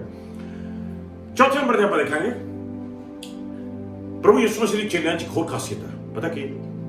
ਪ੍ਰਭੂ ਨੇ ਆਖਿਆ ਹੁਣ ਮੈਂ ਤੁਹਾਨੂੰ ਸੇਵਕ ਨਹੀਂ ਦੋਸਤ ਆਖਾਂਗਾ। ਪ੍ਰਭੂ ਯਿਸੂ ਦਾ ਚੇਲਾ ਪ੍ਰਭੂ ਜੀ ਦਾ ਦੋਸਤ ਬਣ ਜਾਂਦਾ ਹੈ। ਪੜਾਂਗੇ ਆਪਾਂ ਸੰਤ ਯੋਹਨਾ 15ਵਾਂ ਚੈਪਟਰ ਉਹਦੇ 13ਵੇਂ ਤੋਂ ਲੈ ਕੇ 15ਵੇਂ ਵਰਸ ਤੱਕ ਪੜਾਂਗੇ। ਵਚਨ ਆਉਂਦਾ ਹੈ ਕਿ ਜਿੱਦਾਂ ਪੁਰਾਣੇ ਨੇਮ ਦੇ ਵਿੱਚ ਐਨੋਕ ਜਿਹੜਾ ਸੀਗਾ ਉਹਨੂੰ ਰੱਬ ਨੂੰ ਲੈ ਗਿਆ ਸੀ। ਕਿਉਂ? ਕਿਉਂਕਿ ਉਹ ਪਰਮੇਸ਼ਰ ਨਾਲ ਤੁਰਦਾ ਸੀ। ਐਨੋਕ ਰੱਬ ਨਾਲ ਤੁਰ ਰਿਹਾ ਸੀ। ਐਨੋਕ ਵਾਕਡ ਵਿਦ ਗॉड ਐਂਡ ਗॉड ਟੁਕ ਹਿਮ। ਜਾਣੀ ਕਿ ਰੱਬ ਨਾਲ ਤੁਰਦਾ ਕੌਣ ਆ? ਸਿਰਫ ਦੋਸਤ ਤੁਰਦਾ ਹੈ ਰੱਬ ਦੇ ਨਾਲ। ਦੋਸਤ ਕੀ ਰੱਬ ਤੁਹਾਡਾ ਦੋਸਤ ਹੈ ਜਾਂ ਨਹੀਂ? ਕੀ ਤੁਸੀਂ ਰੱਬ ਨੂੰ ਉਦੋਂ ਪੁਕਾਰਦੇ ਹੋ ਜਦੋਂ ਪ੍ਰੋਬਲਮ ਆਉਂਦੀ ਹੈ, ਜਦੋਂ ਸਿਚੁਏਸ਼ਨ ਆਉਂਦੀ ਆ ਰੱਬਾ ਮੇਰੇ ਆ ਕੀ ਹੋ ਗਿਆ, ਗੱਡੀ ਦਾ ਟਾਇਰ ਪੈਂਚਰ ਹੋ ਗਿਆ, ਹੁਣ ਮੈਂ ਕੀ ਕਰੂੰ? ਜਦੋਂ ਗੱਡੀ 'ਚ ਬੈਠਣ ਲੱਗੇ ਕਿਹਾ ਪ੍ਰਭੂ ਮੇਰੇ ਨਾਲ ਹੋ, ਸਟਾਰਟ ਕਰਨ ਲੱਗੇ ਪ੍ਰਭੂ ਮੇਰੇ ਨਾਲ ਹੋ, ਗੇਅਰ ਪਾਉਣ ਲੱਗੇ ਪ੍ਰਭੂ ਮੇਰੇ ਨਾਲ ਹੋ, ਗੱਡੀ ਤੋੜ ਲਈ ਪ੍ਰਭੂ ਤੂੰ ਮੇਰੇ ਨਾਲ ਵਰਸ਼ਿਪ ਕਰ ਦੇਗਾ। ਕੀ ਪਰਮੇਸ਼ਰ ਤੁਹਾਡਾ ਸਟੀਅਰਿੰਗ ਵੀਲ ਹੈ ਜਾਂ ਪਰਮੇਸ਼ਰ ਤੁਹਾਡਾ ਉਹ ਵੀਲ ਆ ਜਦੋਂ ਗੱਡੀ ਪੈਂਚਰ ਹੋ ਜਾਂਦੀ ਆ ਉਦੋਂ ਬਦਲਣਾ ਪੈ ਜਾਂਦਾ ਹੈ ਆਪਾਂ ਨੂੰ ਸਪੇਅਰ ਵੀਲ। ਪਰਮੇਸ਼ਰ ਤੁਹਾਡਾ ਸਟੀਅਰਿੰਗ ਵੀਲ ਚਾਹੀਦਾ, ਸਪੇਅਰ ਵੀਲ ਨਹੀਂ ਚਾਹੀਦਾ। ਇਹਨੂੰ ਕਦੇ ਕਦੇ ਮੁਸ਼ਕਲ ਦੇ ਟਾਈਮ ਤੇ ਹੱਥ ਪਾਓ ਨਹੀਂ, ਲਗਾਤਾਰ ਪਰਮੇਸ਼ਰ ਨੂੰ ਫੜ ਕੇ ਰੱਖੋ। ਪਰਮੇਸ਼ਰ ਤੁਹਾਨੂੰ ਫੜ ਕੇ ਰੱਖਦਾ ਹੈ। ਮੈਂ ਕਿਉਂ? ਕਿਉਂਕਿ ਆਪਣਾ ਰਿਸ਼ਤਾ ਕੀ ਬਣ ਗਿਆ ਉਹਦੇ ਨਾਲ? ਉਹ ਪਰਮੇਸ਼ਰ ਆਪਾਂ ਦੇ ਪੁੱਤਰ। ਪ੍ਰਭੂ ਕਹਿੰਦਾ ਮੈਂ ਤੁਹਾਨੂੰ ਆਪਣਾ ਦੋਸਤ ਕਿਹਾ ਹੈ। ਪ੍ਰਭੂ ਯਿਸੂ ਮਸੀਹ ਦੇ ਚੇਲੇ ਉਹਦੇ ਦੋਸਤ ਨੇ। ਪੜਾਂਗੇ ਬਚਨ ਦੇ ਵਿੱਚ ਸੰਤ ਯੋਹਨਾ 15:13-15। ਜੀ ਹਾਂ। ਇਸ ਤੋਂ ਵੱਧ ਕਿ ਕਿਸੇ ਦਾ ਵੱਡਾ ਪਿਆਰ ਨਹੀਂ ਕਿ ਕੋਈ ਆਪਣੇ ਮਿੱਤਰਾਂ ਦੇ ਲਈ ਆਪਣਾ ਜੀਵਨ ਦੇ ਦੇਵੇ। ਤੁਸੀਂ ਮੇਰੇ ਮਿੱਤਰ ਠਹਿਰੋਗੇ ਜੇਕਰ ਤੁਸੀਂ ਉਹੀ ਕਰੋ ਜੋ ਮੈਂ ਆਗਿਆ ਦਿੰਦਾ ਹਾਂ। ਅੱਗੇ ਤੋਂ ਮੈਂ ਤੁਹਾਨੂੰ ਨੌਕਰ ਨਹੀਂ ਕਹਾਂਗਾ, ਕਿਉਂਕਿ ਨੌਕਰ ਨਹੀਂ ਜਾਣਦਾ ਕਿ ਉਸ ਦਾ ਮਾਲਕ ਕੀ ਕਰਦਾ ਹੈ। ਮੈਂ ਤੁਹਾਨੂੰ ਮਿੱਤਰ ਕਿਹਾ ਹੈ ਕਿਉਂਕਿ ਜੋ ਕੁਝ ਮੈਂ ਆਪਣੇ ਪਿਤਾ ਕੋਲੋਂ ਸੁਣਿਆ ਹੈ ਤੁਹਾਨੂੰ ਦੱਸ ਦਿੱਤਾ ਹੈ। ਨੌਕਰ ਨਹੀਂ ਜਾਣਦਾ ਕਿ ਉਸ ਦਾ ਮਾਲਿਕ ਕੀ ਕਰਦਾ ਹੈ ਜਾਂ ਉਸ ਦਾ ਮਾਲਿਕ ਕੀ ਕਰਨ ਜਾ ਰਿਹਾ ਹੈ। ਲੇਕਿਨ ਮੈਂ ਤੁਹਾਨੂੰ ਨੌਕਰ ਨਹੀਂ ਦੋਸਤ ਕਿਹਾ ਆ ਤਾਂ ਕਿ ਜੋ ਮੈਂ ਪਿਤਾ ਤੋਂ ਸੁਣਾ ਮੈਂ ਤੁਹਾਨੂੰ ਦੱਸਾਂ। ਜਾਨੀ ਕਿ ਜੋ ਤੁਹਾਡੀ ਜ਼ਿੰਦਗੀ 'ਚ ਕੱਲ ਬੀਤਣ ਜਾ ਰਿਹਾ ਨਾ, ਤੁਹਾਡੇ ਦੋਸਤ ਨੇ ਤੁਹਾਨੂੰ ਅੱਜ ਦੱਸ ਦੇਣਾ। ਲਵੇ ਤਿਆਰ ਹੋ ਜਾ ਕੇ ਬਰਕਤ ਆ ਰਹੀ ਹੈਗੀ ਹੈ, ਲਵੇ ਤਿਆਰ ਹੋ ਜਾ ਕੇ ਮਸਾ ਆ ਰਿਹਾ ਹੈ, ਲਵੇ ਤਿਆਰ ਹੋ ਜਾ ਕੇ ਨਜ਼ੀਰਾਂ ਟੁੱਟਣ ਜਾ ਰਹੀਆਂ ਨੇ, ਲਵੇ ਤਿਆਰ ਹੋ ਜਾ ਕੇ ਪਾਸਪੋਰਟ ਤੇ ਮੋਹਰ ਲੱਗ ਕੇ ਆ ਰਹੀ ਹੈਗੀ ਹੈ ਕਿ ਵੀਜ਼ਾ ਮਿਲ ਗਿਆ ਹੈ, ਲਵੇ ਤਿਆਰ ਹੋ ਜਾ ਕੇ ਪੇਪਰ ਠੀਕ ਹੋ ਜਾਣੇ, ਲਵੇ ਤਿਆਰ ਹੋ ਜਾ ਉਹ ਰੁਕਿਆ ਕੰਮ ਖੁੱਲ ਜਾਣਾ ਹੈ, ਲਵੇ ਤਿਆਰ ਹੋ ਜਾ ਤੂੰ ਤੇ ਤੇਰਾ ਘਰ ਨਾ ਬਚਾਏ ਜਾਓਗੇ। ਖਾਸੀਅਤ ਪ੍ਰਭੂ ਯਿਸੂ ਦੇ ਚੇਲਿਆਂ ਦੀ। ਅਗਲੀ ਖਾਸੀਅਤ ਦੇਖਾਂਗੇ ਸੰਤ ਮੱਤੀ ਦੇ 16ਵੇਂ ਚੈਪਟਰ ਜਾਵਾਂਗੇ, ਉਹਦਾ 21ਵੇਂ ਤੋਂ ਲੈ ਕੇ 24ਵੇਂ ਵਰਸ ਤੱਕ ਪੜਾਂਗੇ। ਅਗਲੀ ਖਾਸੀਅਤ ਜਿਹੜੀ ਆਪਾਂ ਦੇਖਣ ਜਾ ਰਹੇ ਹੈਗੇ ਪ੍ਰਭੂ ਦੇ ਬਣਾਓ ਕਿ ਜਿਹੜੇ ਪ੍ਰਭੂ ਯਿਸੂ ਮਸੀਹ ਦੇ ਚੇਲੇ ਨੇ ਉਹ 100% ਡੈਡੀਕੇਟਡ ਨੇ। ਉਹ ਪੂਰੀ ਤਰ੍ਹਾਂ ਨਾਲ ਡੈਡੀਕੇਟਡ ਚੇਲੇ ਨੇ ਪ੍ਰਭੂ ਯਿਸੂ ਮਸੀਹ ਦੇ ਨਾਲ। ਐ ਨਹੀਂਗਾ ਕਿ ਉਹਨਾਂ ਦੀ ਡੈਡੀਕੇਸ਼ਨ ਜਿਹੜੀ ਹੈਗੀ ਆ ਪ੍ਰਭੂ ਦੇ ਨਾਲ ਘੱਟ ਆ ਤੇ ਇਧਰ ਉਧਰ ਜ਼ਿਆਦਾ ਆ। ਐ ਨਹੀਂਗਾ ਕਿ ਉਹਨਾਂ ਦੀ ਡੈਡੀਕੇਸ਼ਨ ਕੰਮ ਤੇ ਜ਼ਿਆਦਾ ਹੈ, ਪ੍ਰਭੂ ਨਾਲ ਘੱਟ ਆ। ਐ ਨਹੀਂਗਾ ਉਹਨਾਂ ਦੀ ਡੈਡੀਕੇਸ਼ਨ ਜਿਹੜੀ ਮਾਂ-ਬਾਪ ਨਾਲ ਜ਼ਿਆਦਾ ਆ। ਐ ਨਹੀਂਗਾ ਕਿ ਉਹਨਾਂ ਦੀ ਡੈਡੀਕੇਸ਼ਨ ਬੱਚਿਆਂ ਨਾਲ ਜ਼ਿਆਦਾ ਆ, ਭੈਣ ਭਰਾ ਦੇ ਨਾਲ ਜ਼ਿਆਦਾ। ਉਹਨਾਂ ਦੀ ਡੈਡੀਕੇਸ਼ਨ ਕੰਮ ਤੇ ਜ਼ਿਆਦਾ, ਉਹਨਾਂ ਦੀ ਡੈਡੀਕੇਸ਼ਨ ਪੈਸੇ ਦੇ ਨਾਲ ਜ਼ਿਆਦਾ, ਉਹਨਾਂ ਦੀ ਡੈਡੀਕੇਸ਼ਨ ਜਿਹੜੀ ਹੈਗੀ ਗੇਮਾਂ 'ਚ ਜ਼ਿਆਦਾ ਆ, ਪ੍ਰਭੂ ਦੇ ਵਿੱਚ ਘੱਟ ਆ। ਨਹੀਂ, ਸਭ ਤੋਂ ਪਹਿਲੇ ਨੰਬਰ ਤੇ ਉਹਨਾਂ ਦੀ ਡੈਡੀਕੇਸ਼ਨ ਜਿਹੜੀ ਆ ਉਹ ਪ੍ਰਭੂ ਦੇ ਨਾਲ ਆ। ਤੁਹਾਨੂੰ ਪਤਾ ਕਿ ਜਿਹੜੇ ਚੇਲੇ ਨੇ, ਉਹਨਾਂ ਨੇ ਸਭ ਕੁਝ ਛੱਡ ਕੇ ਪ੍ਰਭੂ ਦੇ ਪਿੱਛੇ ਹੋ ਗਏ ਸੀ। ਪ੍ਰਭੂ ਦਾ ਵਚਨ ਕਹਿੰਦਾ ਹੈ, ਪ੍ਰਭੂ ਨੇ ਕਿਹਾ ਸੀਗਾ ਵੀ ਕੁਝ ਲੋਕ ਚਲੇ ਗਏ ਸੀ ਛੱਡ ਕੇ ਪ੍ਰਭੂ ਦਾ ਵਚਨ ਸੁਣ ਕੇ, ਕਿ ਕਾਫੀ ਕਠੋਰ ਵਚਨ ਸੀ। ਤੇ ਪ੍ਰਭੂ ਯਿਸੂ ਚੇਲੇ ਨੂੰ ਕਹਿੰਦੇ, ਤੁਸੀਂ ਵੀ ਜਾਣਾ ਚਾਹੁੰਦੇ ਹੋ, ਤੁਸੀਂ ਵੀ ਜਾਓ। ਤੇ ਚੇਲੇ ਕਹਿੰਦੇ, ਪ੍ਰਭੂ ਜੀ ਅਸੀਂ ਕਿੱਧਰ ਜਾਈਏ, ਕਿਹਦੇ ਕੋਲ ਜਾਈਏ? ਜੀਵਨ ਦੇਣ ਵਾਲੇ ਸ਼ਬਦ ਤਾਂ ਤੁਹਾਡੇ ਕੋਲੇ ਨੇ। ਤੇ ਅੱਗੇ ਜਾ ਕੇ ਉਹਨਾਂ ਨੇ ਪੁੱਛਿਆ ਪ੍ਰਭੂ ਨੂੰ ਕਿ ਪ੍ਰਭੂ ਜੀ ਅਸੀਂ ਇਹ ਸਭ ਕੁਝ ਛੱਡ ਕੇ ਤੇਰੇ ਪਿੱਛੇ ਆਏ ਹਾਂ, ਸਾਨੂੰ ਕੀ ਮਿਲੂਗਾ? ਪ੍ਰਭੂ ਨੇ ਆਖਿਆ, ਤੁਹਾਨੂੰ ਇਹ ਸਾਰਾ ਕੁਝ ਦੁਨੀਆ ਦੇ ਵਿੱਚ ਜੋ ਚਾਹੀਦਾ ਆ, ਇਹ ਦੁੱਗਣਾ ਤਿੱਗਣਾ ਕਰਕੇ ਮਿਲੂਗਾ, ਤੇ ਉੱਪਰ ਜਾ ਕੇ ਪਰਮੇਸ਼ਰ ਪਿਤਾ ਤੋਂ ਤੁਹਾਨੂੰ ਬਰਕਤ ਮਿਲੇਗੀ। ਯਾਨੀ ਕਿ ਕਿਸੇ ਤਰ੍ਹਾਂ ਦੀ ਕੋਈ ਘਾਟ ਤੁਹਾਨੂੰ ਨਹੀਂ ਹੋਏਗੀ ਕਦੇ ਵੀ। ਆਓ ਪੜਾਂਗੇ ਪ੍ਰਭੂ ਦਾ ਵਚਨ, ਧਿਆਨ ਨਾਲ ਪ੍ਰਭੂ ਦੇ ਪੜੋ। ਮਤੀ ਚੈਪਟਰ 16 ਵਰਸ 21 ਤੋਂ ਲੈ ਕੇ 24 ਤੱਕ ਪੜਾਂਗੇ। Disciple of Christ, dedicated disciple। ਜੀ ਹਾਂ। ਫਿਰ ਯਿਸੂ ਉਸ ਸਮੇਂ ਤੋਂ ਆਪਣੇ ਚੇਲਿਆਂ ਨੂੰ ਬੜੇ ਸਾਫ਼-ਸਾਫ਼ ਸ਼ਬਦਾਂ ਵਿੱਚ ਦੱਸਣ ਲੱਗੇ, ਮੇਰੇ ਲਈ ਇਹ ਜ਼ਰੂਰੀ ਹੈ ਕਿ ਮੈਂ ਯਰੂਸ਼ਲਮ ਨੂੰ ਜਾਵਾਂ ਅਤੇ ਉੱਥੇ ਵੱਡੇ ਲੋਕਾਂ, ਮਹਾਂਪੁਰੋਹਿਤਾਂ ਅਤੇ ਧਰਮ ਗ੍ਰੰਥੀਆਂ ਦੇ ਹੱਥੋਂ ਬਹੁਤ ਦੁੱਖ ਸਹਾਂ। ਉੱਥੇ ਮੈਂ ਮਾਰ ਦਿੱਤਾ ਜਾਵਾਂਗਾ, ਪਰ ਫਿਰ ਤੀਜੇ ਦਿਨ ਜਿੰਦਾ ਕੀਤਾ ਜਾਵਾਂਗਾ। ਇਹ ਸੁਣ ਕੇ ਪਤਰਸ ਯਿਸੂ ਨੂੰ ਇੱਕ ਪਾਸੇ ਲੈ ਜਾ ਕੇ ਝਿੜਕਣ ਲੱਗਾ। ਪਤਰਸ ਨੇ ਕਿਹਾ, ਪ੍ਰਭੂ ਜੀ ਪਰਮੇਸ਼ਰ ਇਸ ਤਰ੍ਹਾਂ ਨਾ ਕਰੇ ਅਤੇ ਤੁਹਾਡੇ ਨਾਲ ਇਹ ਸਭ ਨਾ ਵਾਪਰੇ। ਪਰ ਯਿਸੂ ਮੁੜੇ ਅਤੇ ਪਤਰਸ ਨੂੰ ਬੋਲੇ, ਹੇ ਸ਼ੈਤਾਨ, ਮੇਰੇ ਤੋਂ ਦੂਰ ਹੋ ਜਾ, ਤੂੰ ਮੇਰੇ ਰਾਹ ਵਿੱਚ ਰੁਕਾਵਟ ਹੈ, ਕਿਉਂਕਿ ਤੂੰ ਪਰਮੇਸ਼ਰ ਦੀਆਂ ਗੱਲਾਂ ਦਾ ਨਹੀਂ ਸਗੋਂ ਆਦਮੀਆਂ ਦੀਆਂ ਗੱਲਾਂ ਦਾ ਧਿਆਨ ਰੱਖਦਾ ਹੈ। ਤਦ ਯਿਸੂ ਨੇ ਆਪਣੇ ਚੇਲਿਆਂ ਨੂੰ ਕਿਹਾ, ਜੋ ਕੋਈ ਮੇਰੇ ਪਿੱਛੇ ਚੱਲਣਾ ਚਾਹੇ ਉਹ ਪਹਿਲਾਂ ਆਪਣਾ ਆਪ ਤਿਆਗੇ ਅਤੇ ਫਿਰ ਆਪਣੀ ਸਲੀਬ ਚੁੱਕ ਕੇ ਮੇਰੇ ਪਿੱਛੇ ਚੱਲੇ। Hallelujah, amen. ਜੋ ਕੋਈ ਮੇਰੇ ਪਿੱਛੇ ਚੱਲਣਾ ਚਾਹੇ, ਸਭ ਤੋਂ ਪਹਿਲਾਂ ਆਪਣਾ ਆਪ ਤਿਆਗੇ, ਫਿਰ ਮੇਰੀ ਸਲੀਬ ਚੱਕ ਕੇ ਮੇਰੇ ਪਿੱਛੇ ਹੋ ਜਾਏ। ਆਪਣਾ ਆਪ ਤਿਆਗਣ ਦਾ ਮਤਲਬ ਆ ਕਿ ਆਪਣੀਆਂ ਪਲਾਨਾਂ, ਆਪਣੇ ਇਰਾਦੇ, ਆਪਣੀਆਂ ਸੋਚਾਂ ਤਿਆਗ ਦੇਣੀ ਹੈ, ਡਿਨਾਈ ਕਰ ਦੇਣੀ ਹੈ ਤੇ ਪ੍ਰਭੂ ਦੇ ਪਿੱਛੇ ਹੋ ਜਾਣਾ। ਅੱਗੇ ਦੇਖਾਂਗੇ ਪ੍ਰਭੂ ਦੇ ਪਹਿਲਾਂ ਆਪਾਂ ਸੰਤ ਮਤੀ 23ਵਾਂ ਚੈਪਟਰ ਪੜਾਂਗੇ, ਉਹਦਾ 6ਵੇਂ ਵਰਸ ਤੋਂ ਲੈ ਕੇ 10ਵੇਂ ਵਰਸ ਤੱਕ ਜਾਵਾਂਗੇ ਆਪਾਂ। ਪ੍ਰਭੂ ਯਿਸੂ ਮਸੀਹ ਜੀ ਨੂੰ ਟੀਚਰ ਕਿਹਾ ਗਿਆ, ਮਾਸਟਰ ਕਿਹਾ ਗਿਆ, ਰਬੀ ਕਿਹਾ ਗਿਆ ਆ। ਯਾਨੀ ਕਿ ਜਿਹੜੇ ਚੇਲੇ ਹੈਗੇ ਨੇ ਪ੍ਰਭੂ ਯਿਸੂ ਮਸੀਹ ਦੇ, ਜਿਹੜੇ ਡਿਸਾਈਪਲਸ ਹੈਗੇ ਨੇ, ਉਹਨਾਂ ਦਾ ਇੱਕੋ ਹੀ ਟੀਚਰ ਹੈ, ਇੱਕੋ ਹੀ ਮਾਸਟਰ ਹੈ, ਇੱਕੋ ਹੀ ਪਰਮੇਸ਼ਰ ਪਿਤਾ ਹੈ। ਆਮੇਨ। ਹੋਰ ਕੋਈ ਨਹੀਂ, ਸਿਰਫ ਇੱਕੋ ਹੀ ਟੀਚਰ ਹੈ, ਉਹ ਹੈ ਪ੍ਰਭੂ ਯਿਸੂ ਮਸੀਹ। ਡਿਸਾਈਪਲਸ ਦਾ ਟੀਚਰ ਪ੍ਰਭੂ ਯਿਸੂ ਹੁੰਦਾ ਹੈ। ਦਿਨ ਰਾਤ ਉਹ ਟੀਚਰ ਆਪਾਂ ਨੂੰ ਲੀਡ ਕਰਦਾ ਹੈ, ਗਾਈਡ ਕਰਦਾ ਹੈ ਤੇ ਆਪਾਂ ਨੂੰ ਸਿਖਾਉਂਦਾ ਹੈ। ਆਮੇਨ। ਤੇ ਆਪਾਂ 24 ਘੰਟੇ ਉਹਦੀ ਟੀਚਿੰਗ ਥੱਲੇ ਹੁੰਦੇ ਆ। ਜੋ ਕਹਿੰਦਾ ਖੜ ਜਾਓ, ਜੋ ਕਹਿੰਦਾ ਬਹਿ ਜਾਓ।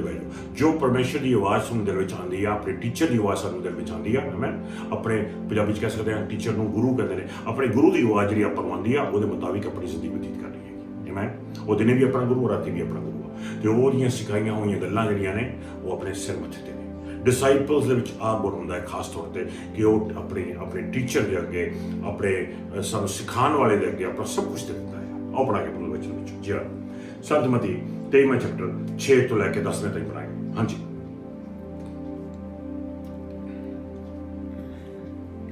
ਉਹ ਉਤਸਵਾਂ ਵਿੱਚ ਪ੍ਰਮੁੱਖ ਥਾਵਾਂ ਅਤੇ ਸਭਾਵਾਂ ਵਿੱਚ ਅਗਲੀਆਂ ਕੁਰਸੀਆਂ ਉੱਤੇ ਬੈਠਣਾ ਪਸੰਦ ਕਰਦੇ ਹਨ। ਉਹ ਬਾਜ਼ਾਰਾਂ ਵਿੱਚ ਨਮਸਕਾਰਾਂ ਲੈਣੀਆਂ ਅਤੇ ਲੋਕਾਂ ਕੋਲੋਂ ਗੁਰੂ ਖਵਾਉਣਾ ਪਸੰਦ ਕਰਦੇ ਹਨ। ਪਰ ਤੁਸੀਂ ਕਿਸੇ ਕੋਲੋਂ ਗੁਰੂ ਨਾ ਖਵਾਉਣਾ, ਕਿਉਂਕਿ ਤੁਸੀਂ ਸਭੇ ਭਰਾ ਹੋ ਅਤੇ ਤੁਹਾਡਾ ਇੱਕ ਹੀ ਗੁਰੂ ਹੈ। ਇਸੇ ਤਰ੍ਹਾਂ ਤੁਸੀਂ ਇਸ ਧਰਤੀ ਤੇ ਕਿਸੇ ਨੂੰ ਆਪਣਾ ਪਿਤਾ ਨਾ ਕਹਿਣਾ, ਕਿਉਂਕਿ ਤੁਹਾਡਾ ਇੱਕ ਹੀ ਪਿਤਾ ਹੈ ਜੋ ਸਵਰਗ ਵਿੱਚ ਹੈ। ਨਾ ਹੀ ਤੁਹਾਨੂੰ ਕੋਈ ਰਾਹਬਰ ਕਹੇ, ਕਿਉਂਕਿ ਤੁਹਾਡਾ ਇੱਕ ਹੀ ਰਾਹਬਰ ਹੈ, ਅਰਥਾਤ ਮਸੀਹ। ਕਿਸੇ ਨੂੰ ਵੀ ਆਪਾਂ ਗੁਰੂ ਨਹੀਂ ਕਹਿ ਸਕਦੇ, ਟੀਚਰ ਨਹੀਂ ਕਹਿ ਸਕਦੇ, ਕਿਸੇ ਨੂੰ ਵੀ ਆਪਾਂ ਪਿਤਾ ਨਹੀਂ ਕਹਿ ਸਕਦੇ। ਇਹ ਕਿਹਦੇ ਬੋਲਨੇ? ਪ੍ਰਭੂ ਯਿਸੂ ਦੇ ਬੋਲਨੇ। ਜਾਨੀ ਕਿ ਮੈਨੂੰ ਵੀ ਤੁਸੀਂ ਪਿਤਾ ਨਹੀਂ ਕਹਿ ਸਕਦੇ, ਪਾਸਟਰ ਜ਼ਰੂਰ ਕਹਿ ਸਕਦੇ ਹੋ, ਲੇਕਿਨ ਪਿਤਾ ਨਹੀਂ ਕਹਿ ਸਕਦੇ। ਮੈਨੂੰ ਵੀ ਤੁਸੀਂ ਕਹਿ ਲਓ, ਤੁਸੀਂ ਟੀਚਰ ਨਹੀਂ ਕਹਿ ਸਕਦੇ, ਅਸਲੀ ਟੀਚਰ ਆਪਣਾ ਪ੍ਰਭੂ ਯਿਸੂ ਮਸੀਹ ਜੀ ਹੈ। ਆਮੇਨ। ਆਪਾਂ ਪ੍ਰਭੂ ਦਾ ਵਚਨ ਜ਼ਰੂਰ ਟੀਚ ਕਰਦੇ ਆ, ਇੱਕੋ ਹੀ ਆ ਜਿਹੜਾ ਆਪਣਾ ਗੁਰੂ ਆ। ਮੈਂ ਗੁਰੂ ਨਹੀਂ ਆ, ਮੈਂ ਸਿਰਫ ਵਚਨ ਟੀਚ ਕਰ ਰਿਹਾ ਤੁਹਾਨੂੰ। ਉਹੀ ਅਸਲੀ ਗੁਰੂ ਤਾਂ ਉਹ ਪ੍ਰਭੂ ਯਿਸੂ ਟੀਚਰ। ਪਿਤਾ ਉਹੀ ਆਪਣਾ ਪਿਤਾ ਹੈ। ਮੈਂ ਹੋਰ ਕਿਸੇ ਨੂੰ, ਪ੍ਰਭੂ ਨੇ ਖੁਦ ਆਖਿਆ, ਪ੍ਰਭੂ ਯਿਸੂ ਨੇ, ਕਿਸੇ ਨੂੰ ਵੀ ਪਿਤਾ ਨਾ ਕਹੋ ਧਰਤੀ ਤੇ, ਸਿਰਫ ਇੱਕੋ ਹੀ ਆ ਪ੍ਰਭੂ ਯਿਸੂ ਮਸੀਹ, ਉਹਨੂੰ ਪਿਤਾ ਕਹਿਣਾ ਹੈ। ਆਮੇਨ। ਪ੍ਰਭੂ ਦੇ ਬਣੋ। ਅਗਲਾ ਵਰਸ ਇੱਕ ਹੋਰ ਦੇਖਾਂਗੇ, ਸੰਤ ਯਹੋਨਾ ਚੈਪਟਰ ਪਹਿਲਾ, ਉਹਦਾ 35ਵੇਂ ਵਰਸ ਤੋਂ ਲੈ ਕੇ ਪੜਾਂਗੇ 39 ਤੱਕ। ਆਪਣਾ ਪਤਾ ਕੀ ਕੰਮ ਆ? ਆਪਣਾ ਇਹ ਕੰਮ ਆ ਜਿਸ ਤਰ੍ਹਾਂ ਯਹੋਨਾ ਪਾਣੀ ਦਾ ਬੈਪਟਿਜ਼ਮ ਦੇਣ ਵਾਲਾ ਦਾ ਸੀਗਾ। ਤੁਹਾਨੂੰ ਪਤਾ ਕਿ ਯਹੋਨਾ ਪਾਣੀ ਦਾ ਬੈਪਟਿਜ਼ਮ ਸੀਗਾ, ਉਹਦੇ ਕੁਝ ਚੇਲੇ ਸੀ, ਉਹਦੇ ਚੇਲੇ ਉਹਦੀ ਹੈਲਪ ਕਰ ਰਹੇ ਸੀਗੇ। ਚੇਲਿਆਂ ਦੇ ਸਾਹਮਣੇ ਉਹ ਗੁਰੂ ਵਾਂਗੂ ਸੀਗਾ, ਉਹ ਟੀਚਰ ਵਾਂਗੂ ਸੀਗਾ। ਲੇਕਿਨ ਜਦੋਂ ਇੱਕ ਦਿਨ ਪ੍ਰਭੂ ਯਿਸੂ ਮਸੀਹ ਜੀ ਆਏ ਪਾਣੀ 'ਚ ਬੈਪਟਿਜ਼ਮ ਲੈਣ ਵਾਸਤੇ, ਤੇ ਯਹੋਨਾ ਨੇ ਇਸ਼ਾਰਾ ਕਰਕੇ ਕਿਹਾ ਵੀ ਇਹ ਪਰਮੇਸ਼ਰ ਦਾ ਲੇਲਾ ਹੈ ਜਿਹੜਾ ਪਾਪ ਚੁੱਕ ਕੇ ਲੈ ਗਿਆ। ਤੇ ਉਹ ਤੋਂ ਬਾਅਦ ਪ੍ਰਭੂ ਦਾ ਵਚਨ ਕਹਿੰਦਾ ਆ, ਜਦੋਂ ਯਹੋਨਾ ਨੇ ਆਖਿਆ ਵੀ ਇਹ ਜਾਂਦਾ ਆ ਪ੍ਰਭੂ ਯਿਸੂ ਦਾ ਲੇਲਾ, ਇਹ ਆ ਜੋ ਪ੍ਰਭੂ ਦਾ ਮੁਕਤੀਦਾਤਾ ਆ, ਪਰਮੇਸ਼ਰ ਦਾ ਪੁੱਤਰ ਇਹ ਆ, ਇਸ਼ਾਰਾ ਕਰਤਾ ਉਹਦੇ ਵੱਲ ਨੂੰ, ਦਿਖਾਤਾ ਉਹ ਕੌਣ ਆ। ਉਦੋਂ ਯਹੋਨਾ ਦੇ ਚੇਲੇ ਯਹੋਨਾ ਨੂੰ ਛੱਡ ਕੇ ਉਹਦੇ ਪਿੱਛੇ ਹੋ ਗਏ। ਤੇ ਜਦੋਂ ਯਹੋਨਾ ਵੱਲ ਨੂੰ ਮੁੜ ਕੇ ਦੇਖਿਆ ਉਹਨਾਂ ਨੇ, ਯਹੋਨਾ ਨੇ ਕਿਹਾ ਠੀਕ ਹੈ ਜਾਓ ਜਾਓ ਜਾਓ ਜਾਓ, ਉਹਦੇ ਪਿੱਛੇ ਜਾਓ, ਮੈਂ ਤਾਂ ਆਪ ਉਹਦੇ ਪਿੱਛੇ ਚੱਲਣਾ ਚਾਹੁੰਦਾ ਆ, ਮੈਂ ਤੁਹਾਨੂੰ ਆਪਣੇ ਵਾਸਤੇ ਕਦੋਂ ਰੱਖਾਂਗਾ ਨਹੀਂ। ਉਸੇ ਤਰ੍ਹਾਂ ਆਪਣਾ ਫਰਜ਼ ਬਣਦਾ ਹੈ। ਆਪਾਂ ਪਾਸਟਰ ਸਾਂ, ਆਪਣਾ ਕੀ ਫਰਜ਼ ਆ? ਆਪਣਾ ਇਹ ਫਰਜ਼ ਆ ਕਿ ਆਪਾਂ ਆਪਣੇ ਆਪ ਨੂੰ ਗੁਰੂ ਨਹੀਂ ਕਹਿਣਾ, ਆਪਾਂ ਆਪਣੇ ਆਪ ਨੂੰ ਪਿਤਾ ਨਹੀਂ ਆਖਵਾਉਣਾ, ਆਪਾਂ ਕਹਿਣਾ ਪਿਤਾ ਉਹ ਆ, ਆਪਾਂ ਕਹਿਣਾ ਟੀਚਰ ਉਹੀ ਆ, ਗੁਰੂ ਉਹੀ ਆ। ਆਪਾਂ ਸਾਰੇ ਲੋਕਾਂ ਨੂੰ ਪ੍ਰਭੂ ਯਿਸੂ ਦੇ ਪਿੱਛੇ ਲਾਣਾ ਆ, ਉਸ ਗੁਰੂ ਪਿੱਛੇ ਲਾਣਾ ਆ, ਉਸ ਪਿਤਾ ਪਰਮੇਸ਼ਰ ਪਿੱਛੇ ਲਾਣਾ ਆ। ਇਹ ਅਸਲੀ ਪਹਿਚਾਨ ਆ ਪ੍ਰਭੂ ਦੇ ਡਿਸਾਈਪਲ ਦੀ। ਆਪਣਾ ਯਹੋਨਾ ਪਹਿਲਾ ਚੈਪਟਰ 35ਵੇਂ ਵਰਸ ਤੋਂ ਲੈ ਕੇ 39 ਤੱਕ ਜਾਵਾਂਗੇ। ਜੀ ਹਾਂ। ਦੂਜੇ ਦਿਨ ਫਿਰ ਯਹੋਨਾ ਆਪਣੇ ਦੋ ਚੇਲਿਆਂ ਦੇ ਨਾਲ ਖਲੋਤਾ ਹੋਇਆ ਸੀ। ਯਹੋਨਾ ਨੇ ਯਿਸੂ ਨੂੰ ਤੁਰੇ ਜਾਂਦੇ ਵੇਖਿਆ ਤੇ ਕਿਹਾ, ਦੇਖੋ ਪਰਮੇਸ਼ਰ ਦਾ ਮੇਮਣਾ। ਦੋਹਾਂ ਚੇਲਿਆਂ ਨੇ ਯਹੋਨਾ ਨੂੰ ਇਹ ਕਹਿੰਦੇ ਸੁਣਿਆ ਅਤੇ ਉਸ ਦੇ ਪਿੱਛੇ ਤੁਰ ਪਏ। ਯਿਸੂ ਨੇ ਪਿੱਛੇ ਮੁੜ ਕੇ ਉਹਨਾਂ ਨੂੰ ਆਪਣੇ ਪਿੱਛੇ ਆਉਂਦਾ ਦੇਖਿਆ। ਸੋ ਯਿਸੂ ਨੇ ਉਹਨਾਂ ਦੋਹਾਂ ਨੂੰ ਕਿਹਾ, ਤੁਸੀਂ ਕਿਸ ਨੂੰ ਲੱਭ ਰਹੇ ਹੋ? ਉਹਨਾਂ ਉੱਤਰ ਦਿੱਤਾ, ਰੱਬੀ ਅਰਥਾਤ ਗੁਰੂ ਜੀ, ਤੁਸੀਂ ਕਿੱਥੇ ਰਹਿੰਦੇ ਹੋ? ਯਿਸੂ ਨੇ ਉਹਨਾਂ ਨੂੰ ਉੱਤਰ ਦਿੱਤਾ, ਆਓ ਅਤੇ ਦੇਖੋ। ਸੋ ਉਹ ਗਏ ਅਤੇ ਯਿਸੂ ਦੇ ਰਹਿਣ ਦੀ ਥਾਂ ਦੇਖੀ ਅਤੇ ਦਿਨ ਦਾ ਬਾਕੀ ਹਿੱਸਾ ਯਿਸੂ ਦੇ ਨਾਲ ਹੀ ਰਹੇ। ਇਹ ਕੋਈ ਦੁਪਹਿਰਾਂ ਦੇ 4 ਵਜੇ ਦਾ ਸਮਾਂ ਸੀ। ਵਾਓ, 4 ਵਜੇ ਦਾ ਸਮਾਂ ਸੀਗਾ ਤਕਰੀਬਨ, ਯਾਨੀ ਕਿ ਉਦਨ ਪ੍ਰਭੂ ਉਹਨਾਂ ਦੇ ਨਾਲ ਹੀ ਚਲੇ ਗਏ। ਕਈ ਵਾਰ ਚੇਲੇ ਜਿਹੜੇ ਸੀ ਪ੍ਰਭੂ ਯਿਸੂ ਦੇ ਨਾਲ ਹੀ ਚਲੇ ਜਾਂਦੇ ਸੀਗੇ, ਰਾਤ ਹੀ ਪ੍ਰਭੂ ਦੇ ਨਾਲ ਗੁਜ਼ਾਰਦੇ ਸੀਗੇ। ਆਮੇਨ। ਸਾਰਾ ਦਿਨ ਪ੍ਰਭੂ ਦੇ ਨਾਲ ਗੁਜ਼ਾਰਦੇ ਸੀ, ਕਿਉਂਕਿ ਉਹਨਾਂ ਦੇ ਗੁਰੂ ਸੀਗੇ, ਉਹ ਉਹਨਾਂ ਦੇ ਪਰਮੇਸ਼ਰ ਪਿਤਾ ਸੀਗੇ। ਆਮੇਨ। ਆਪਣਾ ਵੀ ਫਰਜ਼ ਬਣਦਾ ਹੈ ਪ੍ਰਭੂ ਤੇ ਕਹਿਣਾ ਕਿ ਆਪਾਂ ਸਾਰਿਆਂ ਨੂੰ ਯਹੋਨਾ ਵਾਂਗੂ ਪ੍ਰਭੂ ਯਿਸੂ ਦੇ ਪਿੱਛੇ ਲਾਈਏ, ਆਪਣੇ ਪਿੱਛੇ ਨਾ ਲਾਈਏ, ਪ੍ਰਭੂ ਯਿਸੂ ਪਿੱਛੇ ਲਾਈਏ। ਮੇਰਾ ਬੁਲਾਵਾ ਤੁਹਾਨੂੰ ਮੇਰੇ ਪਿੱਛੇ ਲਾਉਣ ਵਾਲਾ ਨਹੀਂ ਹੈ, ਮੇਰਾ ਬੁਲਾਵਾ ਤੁਹਾਨੂੰ ਪ੍ਰਭੂ ਦੇ ਪਿੱਛੇ ਲਾਉਣ ਵਾਲਾ। ਆਮੇਨ। ਤੇ ਆਪਣੇ ਸਾਰਿਆਂ ਦਾ ਬੁਲਾਵਾ ਇਹੀ ਆ ਕਿ ਆਪਾਂ ਲੋਕਾਂ ਨੂੰ ਪ੍ਰਭੂ ਦਾ ਵਚਨ ਸਿਖਾ ਸਕੀਏ, ਤਾਂ ਕਿ ਲੋਕ ਫੇਥਫੁਲ ਹੋ ਸਕਣ ਪ੍ਰਭੂ ਯਿਸੂ ਮਸੀਹ ਦੇ ਵਾਸਤੇ। ਆਮੇਨ। ਤੇ ਆਪਾਂ ਅੱਗੇ ਵੱਧ ਸਕੀਏ ਪ੍ਰਭੂ ਦੇ ਵਿੱਚ, ਆਪਣਾ ਚਰਚ ਤਰੱਕੀ ਕਰ ਸਕੇ, ਹੋਰ ਵੀ ਲੋਕ ਬਚਾਏ ਜਾ ਸਕਣ, ਪ੍ਰਭੂ ਦਾ ਨਾਮ ਉੱਚਾ ਹੋ ਸਕੇ। ਆਮੇਨ। ਆਓ ਦੇਖਾਂਗੇ ਆਖਰ ਦੇ ਵਿੱਚ ਪ੍ਰਭੂ ਦੇ ਪੜਾਂਗੇ ਆਪਾਂ। ਲਾਸਟ ਪੁਆਇੰਟ ਹੈਗਾ 7ਵਾਂ ਪੁਆਇੰਟ, ਜਿਹੜੇ ਪ੍ਰਭੂ ਯਿਸੂ ਮਸੀਹ ਦੇ ਚੇਲੇ ਨੇ, ਉਹਨਾਂ ਨੂੰ ਹੁਣ ਕਦੇ ਸਵਾਲ ਕਰ ਸਕਦਾ ਕੋਈ, ਪਾਸੇ ਜੀ ਮੇਰੇ ਅਸੀਂ ਕੀ ਹੋਏ? ਅਸੀਂ ਵਿਸ਼ਵਾਸੀ ਹੋਏ, ਅਸੀਂ ਚੇਲੇ ਹੋਏ, ਅਸੀਂ ਸੰਤ ਹੋਏ, ਅਸੀਂ ਭੈਣ ਭਰਾ ਹੋਏ, ਅਸੀਂ ਬ੍ਰਦਰਸ ਇਨ ਕ੍ਰਾਈਸਟ ਹੋਏ, ਕੀ ਹੋਏ? ਆਓ ਦੇਖੀਏ ਪ੍ਰਭੂ ਦਾ ਵਚਨ ਕੀ ਕਹਿੰਦਾ ਹੈ। ਚੇਲਿਆਂ ਦੇ ਕਰਤੱਵ 11ਵਾਂ ਚੈਪਟਰ, ਉਹਦਾ 26ਵਾਂ ਵਰਸ ਪੜਾਂਗੇ ਆਪਾਂ। ਚੇਲਿਆਂ ਦੇ ਕਰਤੱਵ 11 ਦਾ 26, ਯਾਨੀ ਐਕਟਸ ਚੈਪਟਰ 11 ਵਰਸ 26। ਆਖਰੀ ਪੁਆਇੰਟ ਹੈਗਾ ਜੀ ਆਪਣਾ 7ਵਾਂ ਪੁਆਇੰਟ, ਪ੍ਰਭੂ ਯਿਸੂ ਮਸੀਹ ਜੀ ਦੇ ਚੇਲਿਆਂ ਦੇ ਵਿੱਚ ਕੀ ਗੁਣ ਪਾਏ ਜਾਂਦੇ ਨੇ। ਪ੍ਰਭੂ ਯਿਸੂ ਦੇ ਚੇਲੇ ਨੇ, ਡਿਸਾਈਪਲਸ ਨੇ, ਉਹਨਾਂ ਨੂੰ ਕੁਝ ਹੋਰ ਵੀ ਆਖਿਆ ਗਿਆ। ਆਓ ਪੜਾਂਗੇ ਐਕਟਸ ਚੈਪਟਰ 11 ਵਰਸ 26। ਜਦੋਂ ਉਹ ਉਸ ਨੂੰ ਮਿਲ ਗਿਆ ਤਾਂ ਉਹ ਉਸ ਨੂੰ ਅੰਤਾਕਿਆ ਵਿੱਚ ਲੈ ਆਇਆ। ਉਹ ਦੋਵੇਂ ਉੱਥੇ ਪੂਰੇ 1 ਸਾਲ ਤੱਕ ਵਿਸ਼ਵਾਸ ਸੰਗਤ ਦੇ ਨਾਲ ਰਹੇ ਅਤੇ ਬਹੁਤ ਸਾਰੇ ਲੋਕਾਂ ਨੂੰ ਉਪਦੇਸ਼ ਦਿੰਦੇ ਰਹੇ। ਅੰਤਾਕਿਆ ਵਿੱਚ ਹੀ ਚੇਲੇ ਪਹਿਲੀ ਵਾਰ ਮਸੀਹੀ ਅਖਵਾਈ। डिसाइपल्स चेले पहली दफा मसीही कहलाए गए। जाने कि थोड़ा मसीही भी कहलाया जाता है, लेकिन मसीही कहलाने तो पहला तुम चेले हो। चेले ते मसीही दे विच कोई फर्क नहीं है। चेले ते मसीही ते विश्वासी विच भी कोई फर्क नहीं है। चेले ते मसीही ते विश्वासी ते संतां विच कोई फर्क नहीं है। चेले ते मसीही ते विश्वासी ते संत ते भरावां विच कोई फर्क नहीं है। ये सब कोई चीज है। आमीन। और पढ़ांगे एक और वर्स, कोलोसियन चैप्टर 1 वर्स 2 ਦੇ ਵਿੱਚ ਦੇਖੋ, ਜਿੱਥੇ ਚੇਲਿਆਂ ਨੂੰ ਸੰਤ ਵੀ ਕਿਹਾ ਗਿਆ ਹੈਗਾ ਆ, ਯਾਨੀ ਕਿ ਪਵਿੱਤਰ ਲੋਕ ਵੀ ਕਿਹਾ ਗਿਆ ਹੈਗਾ, ਉਹਨਾਂ ਨੂੰ ਭਰਾ ਵੀ ਆਖਿਆ ਗਿਆ ਹੈਗਾ ਆ। ਕੋਲੋਸੀਅਨ ਚੈਪਟਰ 1 ਵਰਸ 2 ਪ੍ਰਾਪਤ ਕਰੋ। ਕੁਲਸੇ ਨਿਵਾਸੀ ਪਰਮੇਸ਼ਰ ਦੇ ਸਭ ਲੋਕਾਂ ਨੂੰ ਜੋ ਕੁਲਸੇ ਵਿੱਚ ਅਤੇ ਜੋ ਮਸੀਹ ਦੇ ਵਿੱਚ ਸਾਡੇ ਵਿਸ਼ਵਾਸੀ ਭਰਾ ਹਨ, ਨਮਸਕਾਰ। ਸਾਡੇ ਪਰਮੇਸ਼ਰ ਪਿਤਾ ਵੱਲੋਂ ਤੁਹਾਨੂੰ ਕਿਰਪਾ ਅਤੇ ਸ਼ਾਂਤੀ ਦਾ ਦਾਨ ਮਿਲੇ। ਮਸੀਹੀ ਭਰਾ ਨਮਸਕਾਰ। ਆਪਾਂ ਸਾਰੇ ਭਰਾ ਭੈਣ, ਆਮੀਨ। ਚੇਲਿਆਂ ਦੇ ਵਿੱਚ ਸਭ ਤੋਂ ਪਹਿਲੇ ਨੰਬਰ ਤੇ ਜਿਹੜਾ ਗੁਣ ਪਾਇਆ ਜਾਂਦਾ ਹੈ ਉਹ ਇਹ ਆ ਕਿ ਚੇਲਾ ਵਿਸ਼ਵਾਸੀ परमेश्वर ਨੂੰ ਭਾਲੇਗਾ, ਦਿਨ ਰਾਤ ਭਾਲੇਗਾ, ਇੱਕ ਕਰ ਦੇਗਾ। ਸਵੇਰੇ ਸਵੇਰੇ ਉੱਠ ਕੇ ਰੱਬ ਨੂੰ ਭਾਲੇਗਾ, ਰਾਤੀ ਰੱਬ ਨੂੰ ਭਾਲੇਗਾ, ਦਿਨੇ ਰੱਬ ਨੂੰ ਭਾਲੇਗਾ, ਤੁਰਿਆ ਹੁੰਦਾ ਰੱਬ ਨੂੰ ਭਾਲੇਗਾ, ਰਾਸਤੇ 'ਚ ਰੱਬ ਤੋਂ ਭਾਲਦਾ ਰਹੇਗਾ, ਕੰਮ 'ਤੇ ਰੱਬ ਨੂੰ ਭਾਲੇਗਾ, ਸੁੱਤਾ ਹੋਏ ਵੀ ਰੱਬ ਨੂੰ ਭਾਲੇਗਾ, ਉਹਦੀ ਰੂਹ ਨੂੰ ਭਾਲੇਗੀ ਰੱਬ ਨੂੰ। ਇਹ ਗੁਣ ਪਾਇਆ ਜਾਂਦਾ ਸਭ ਤੋਂ ਜ਼ਿਆਦਾ ਵੱਡਾ ਗੁਣ ਜਿਹੜਾ ਆ ਡਿਸਾਈਪਲ ਵਿੱਚ, ਰੱਬ ਨੂੰ ਭਾਲੇਗਾ, ਲਗਾਤਾਰ ਰੱਬ ਨੂੰ ਭਾਲੇਗਾ, ਹੱਥ ਧੋ ਕੇ ਰੱਬ ਦੇ ਪਿੱਛੇ ਭੇਜੇਗਾ। ਆਪਾਂ ਅੱਜ 7 ਗੁਣ ਦੇਖੇ ਨੇ। ਮੈਂ ਵਿਸ਼ਵਾਸ ਕਰਦਾ ਕਿ ਇਹ ਗੁਣ ਤੁਹਾਡੇ ਵਿੱਚ ਪਾਏ ਜਾਂਦੇ ਨੇ, ਤੇ ਜੇ ਇਹ ਗੁਣ ਤੁਹਾਡੇ ਵਿੱਚ ਨਹੀਂ ਪਾਏ ਜਾਂਦੇ, ਆਓ ਪ੍ਰਭੂ ਨੂੰ ਕਹੀਏ, ਪ੍ਰਭੂ ਜੀ ਮੇਰੀ ਮਦਦ ਕਰ, ਮੈਂ ਤੁਹਾਡਾ ਚੇਲਾ ਬਣਨਾ ਚਾਹੁੰਦਾ ਹਾਂ, ਮੈਨੂੰ ਜੈਨੂਇਨ ਚੇਲਾ, ਅਸਲੀ ਚੇਲਾ ਬਣਾ ਦੇ। ਮੈਂ ਤੁਹਾਡੇ ਵਚਨਾਂ ਦੇ ਮੁਤਾਬਿਕ ਲਿਖੀਆਂ ਹੋਈਆਂ ਗੱਲਾਂ ਦੇ ਮੁਤਾਬਿਕ ਚੱਲਾਂ, ਲੋਕਾਂ ਦੀਆਂ ਸਿਖਾਈਆਂ ਹੋਈਆਂ ਗੱਲਾਂ ਦੇ ਮੁਤਾਬਿਕ ਨਾ ਚੱਲਾਂ ਜੇ ਤੁਹਾਡੇ ਵਚਨ ਤੋਂ ਖਿਲਾਫ ਨਹੀਂ। ਪਹਿਲੇ ਨੰਬਰ ਤੇ ਪ੍ਰਭੂ ਯਿਸੂ ਮਸੀਹ ਜੀ ਚੇਲੇ ਸਟੂਡੈਂਟ ਕਹਿਲਾਏ ਜਾਂਦੇ ਨੇ, ਸਿੱਖਦੇ ਨੇ। ਚੇਲਿਆਂ ਸਿੱਖਣ ਦਾ ਗੁਣ ਹੋਣਾ ਚਾਹੀਦਾ। ਦੂਜੇ ਨੰਬਰ ਤੇ ਚੇਲਿਆਂ ਦੇ ਵਿੱਚ ਫੋਲੋ ਕਰਨ ਦਾ ਗੁਣ ਹੋਣਾ ਚਾਹੀਦਾ, ਇਮੀਟੇਟ ਕਰਨ ਦਾ ਪ੍ਰਭੂ ਨੂੰ। ਤੀਜੇ ਨੰਬਰ ਤੇ ਚੇਲਿਆਂ ਦੇ ਵਿੱਚ ਆਗਿਆਕਾਰੀ ਹੋਣ ਦਾ ਗੁਣ ਹੋਣਾ ਚਾਹੀਦਾ। ਚੌਥੇ ਨੰਬਰ ਚੇਲੇ ਜਿਹੜੇ ਹੈਗੇ ਨੇ ਉਹਨਾਂ 'ਚ ਦੋਸਤ, ਰੱਬ ਦੇ ਨਾਲ ਦੋਸਤੀ ਬਣਾਉਣ ਦਾ ਗੁਣ ਹੋਣਾ ਚਾਹੀਦਾ, ਰੱਬ ਦੇ ਦੋਸਤ ਕਹਿਲਾਏ ਜਾਂਦੇ ਨੇ। ਪੰਜਵੇਂ ਨੰਬਰ ਤੇ ਉਹ ਡੈਡੀਕੇਟ ਚਲੇ ਹੁੰਦੇ ਨੇ, ਰੱਬ ਨੂੰ ਪਿਆਰ ਕਰਦੇ ਨੇ ਪੂਰੀ ਤਰ੍ਹਾਂ ਦੇ ਨਾਲ, ਤੇ ਉਹ ਰੱਬ ਦੇ ਕੰਮਾਂ ਦੇ ਵਿੱਚ ਡੈਡੀਕੇਟ ਹੁੰਦੇ ਨੇ। ਛੇਵੇਂ ਨੰਬਰ ਤੇ ਉਹ ਜਿਹੜੇ ਚੇਲੇ ਹੈਗੇ ਨੇ ਉਹ ਪ੍ਰਭੂ ਯਿਸੂ ਮਸੀਹ ਜੀ ਨੂੰ ਹੀ ਆਪਣਾ ਗੁਰੂ ਤੇ ਆਪਣਾ ਪਿਤਾ ਮੰਨਦੇ ਨੇ ਤੇ ਕਹਿੰਦੇ ਨੇ। ਸੱਤਵੇਂ ਨੰਬਰ ਤੇ ਜਿਹੜੇ ਪ੍ਰਭੂ ਯਿਸੂ ਮਸੀਹ ਦੇ ਚੇਲੇ ਨੇ ਉਹ ਮਸੀਹੀ ਵੀ ਕਹਿਲਾਏ ਜਾਂਦੇ ਨੇ, ਭਰਾ ਵੀ ਕਹਿਲਾਏ ਜਾਂਦੇ ਨੇ ਪ੍ਰਭੂ ਯਿਸੂ ਮਸੀਹ ਜੀ ਦੇ ਨਾਮ ਦੇ ਵਿੱਚ। ਆਮੀਨ। ਮੈਂ ਵਿਸ਼ਵਾਸ ਕਰਦਾ ਹਾਂ ਕਿ ਤੁਸੀਂ ਵੀ ਪ੍ਰਭੂ ਦੇ ਚੇਲੇ ਬਣਨਾ ਚਾਹੋਗੇ। ਮੈਂ ਵਿਸ਼ਵਾਸ ਕਰਦਾ ਹਾਂ ਕਿ ਤੁਸੀਂ ਵੀ ਪ੍ਰਭੂ ਯਿਸੂ ਮਸੀਹ ਜੀ ਦੇ ਚੇਲਿਆਂ ਦੇ ਗੁਣ ਪ੍ਰਾਪਤ ਕਰਨਾ ਚਾਹੋਗੇ। ਤੁਹਾਡੇ ਵਿੱਚ ਚਾਹ ਹੋਏਗੀ, ਇਹ ਮੰਗ ਹੋਵੇਗੀ, ਉਮੀਦ ਹੋਵੇਗੀ ਕਿ ਤੁਸੀਂ ਪ੍ਰਭੂ ਯਿਸੂ ਦੇ ਚੇਲਿਆਂ ਵਰਗੇ ਬਣ ਜਾਓ। ਜੇ ਤੁਹਾਡੇ ਵਿੱਚ ਇਹ ਉਮੀਦ ਹੈ, ਜੇ ਤੁਸੀਂ ਚਾਹੋਗੇ ਕਿ ਪਵਿੱਤਰ ਆਤਮਾ ਤੁਹਾਡੀ ਮਦਦ ਕਰੇ ਤਾਂ ਕਿ ਤੁਸੀਂ ਵੀ ਪ੍ਰਭੂ ਯਿਸੂ ਦੇ ਚੇਲੇ ਵਰਗੇ ਬਣ ਜਾਓ, ਮੇਰੇ ਨਾਲ ਇਹ ਦੁਆ ਕਰੋ, ਆਪਣੇ ਦਿਲਾਂ 'ਤੇ ਹੱਥ ਰੱਖ ਲਓ ਜਾਂ ਆਪਣੇ ਹੱਥ ਚੱਕ ਲਓ। ਪਰਮੇਸ਼ਰ ਪਿਤਾ ਪ੍ਰਭੂ ਯਿਸੂ ਮਸੀਹ ਜੀ ਦੇ ਨਾਮ ਦੇ ਵਿੱਚ ਮੈਂ ਹਰ ਇੱਕ ਭੈਣ, ਹਰ ਇੱਕ ਭਰਾ ਦੇ ਲਈ ਦੁਆ ਕਰਦਾ ਹਾਂ।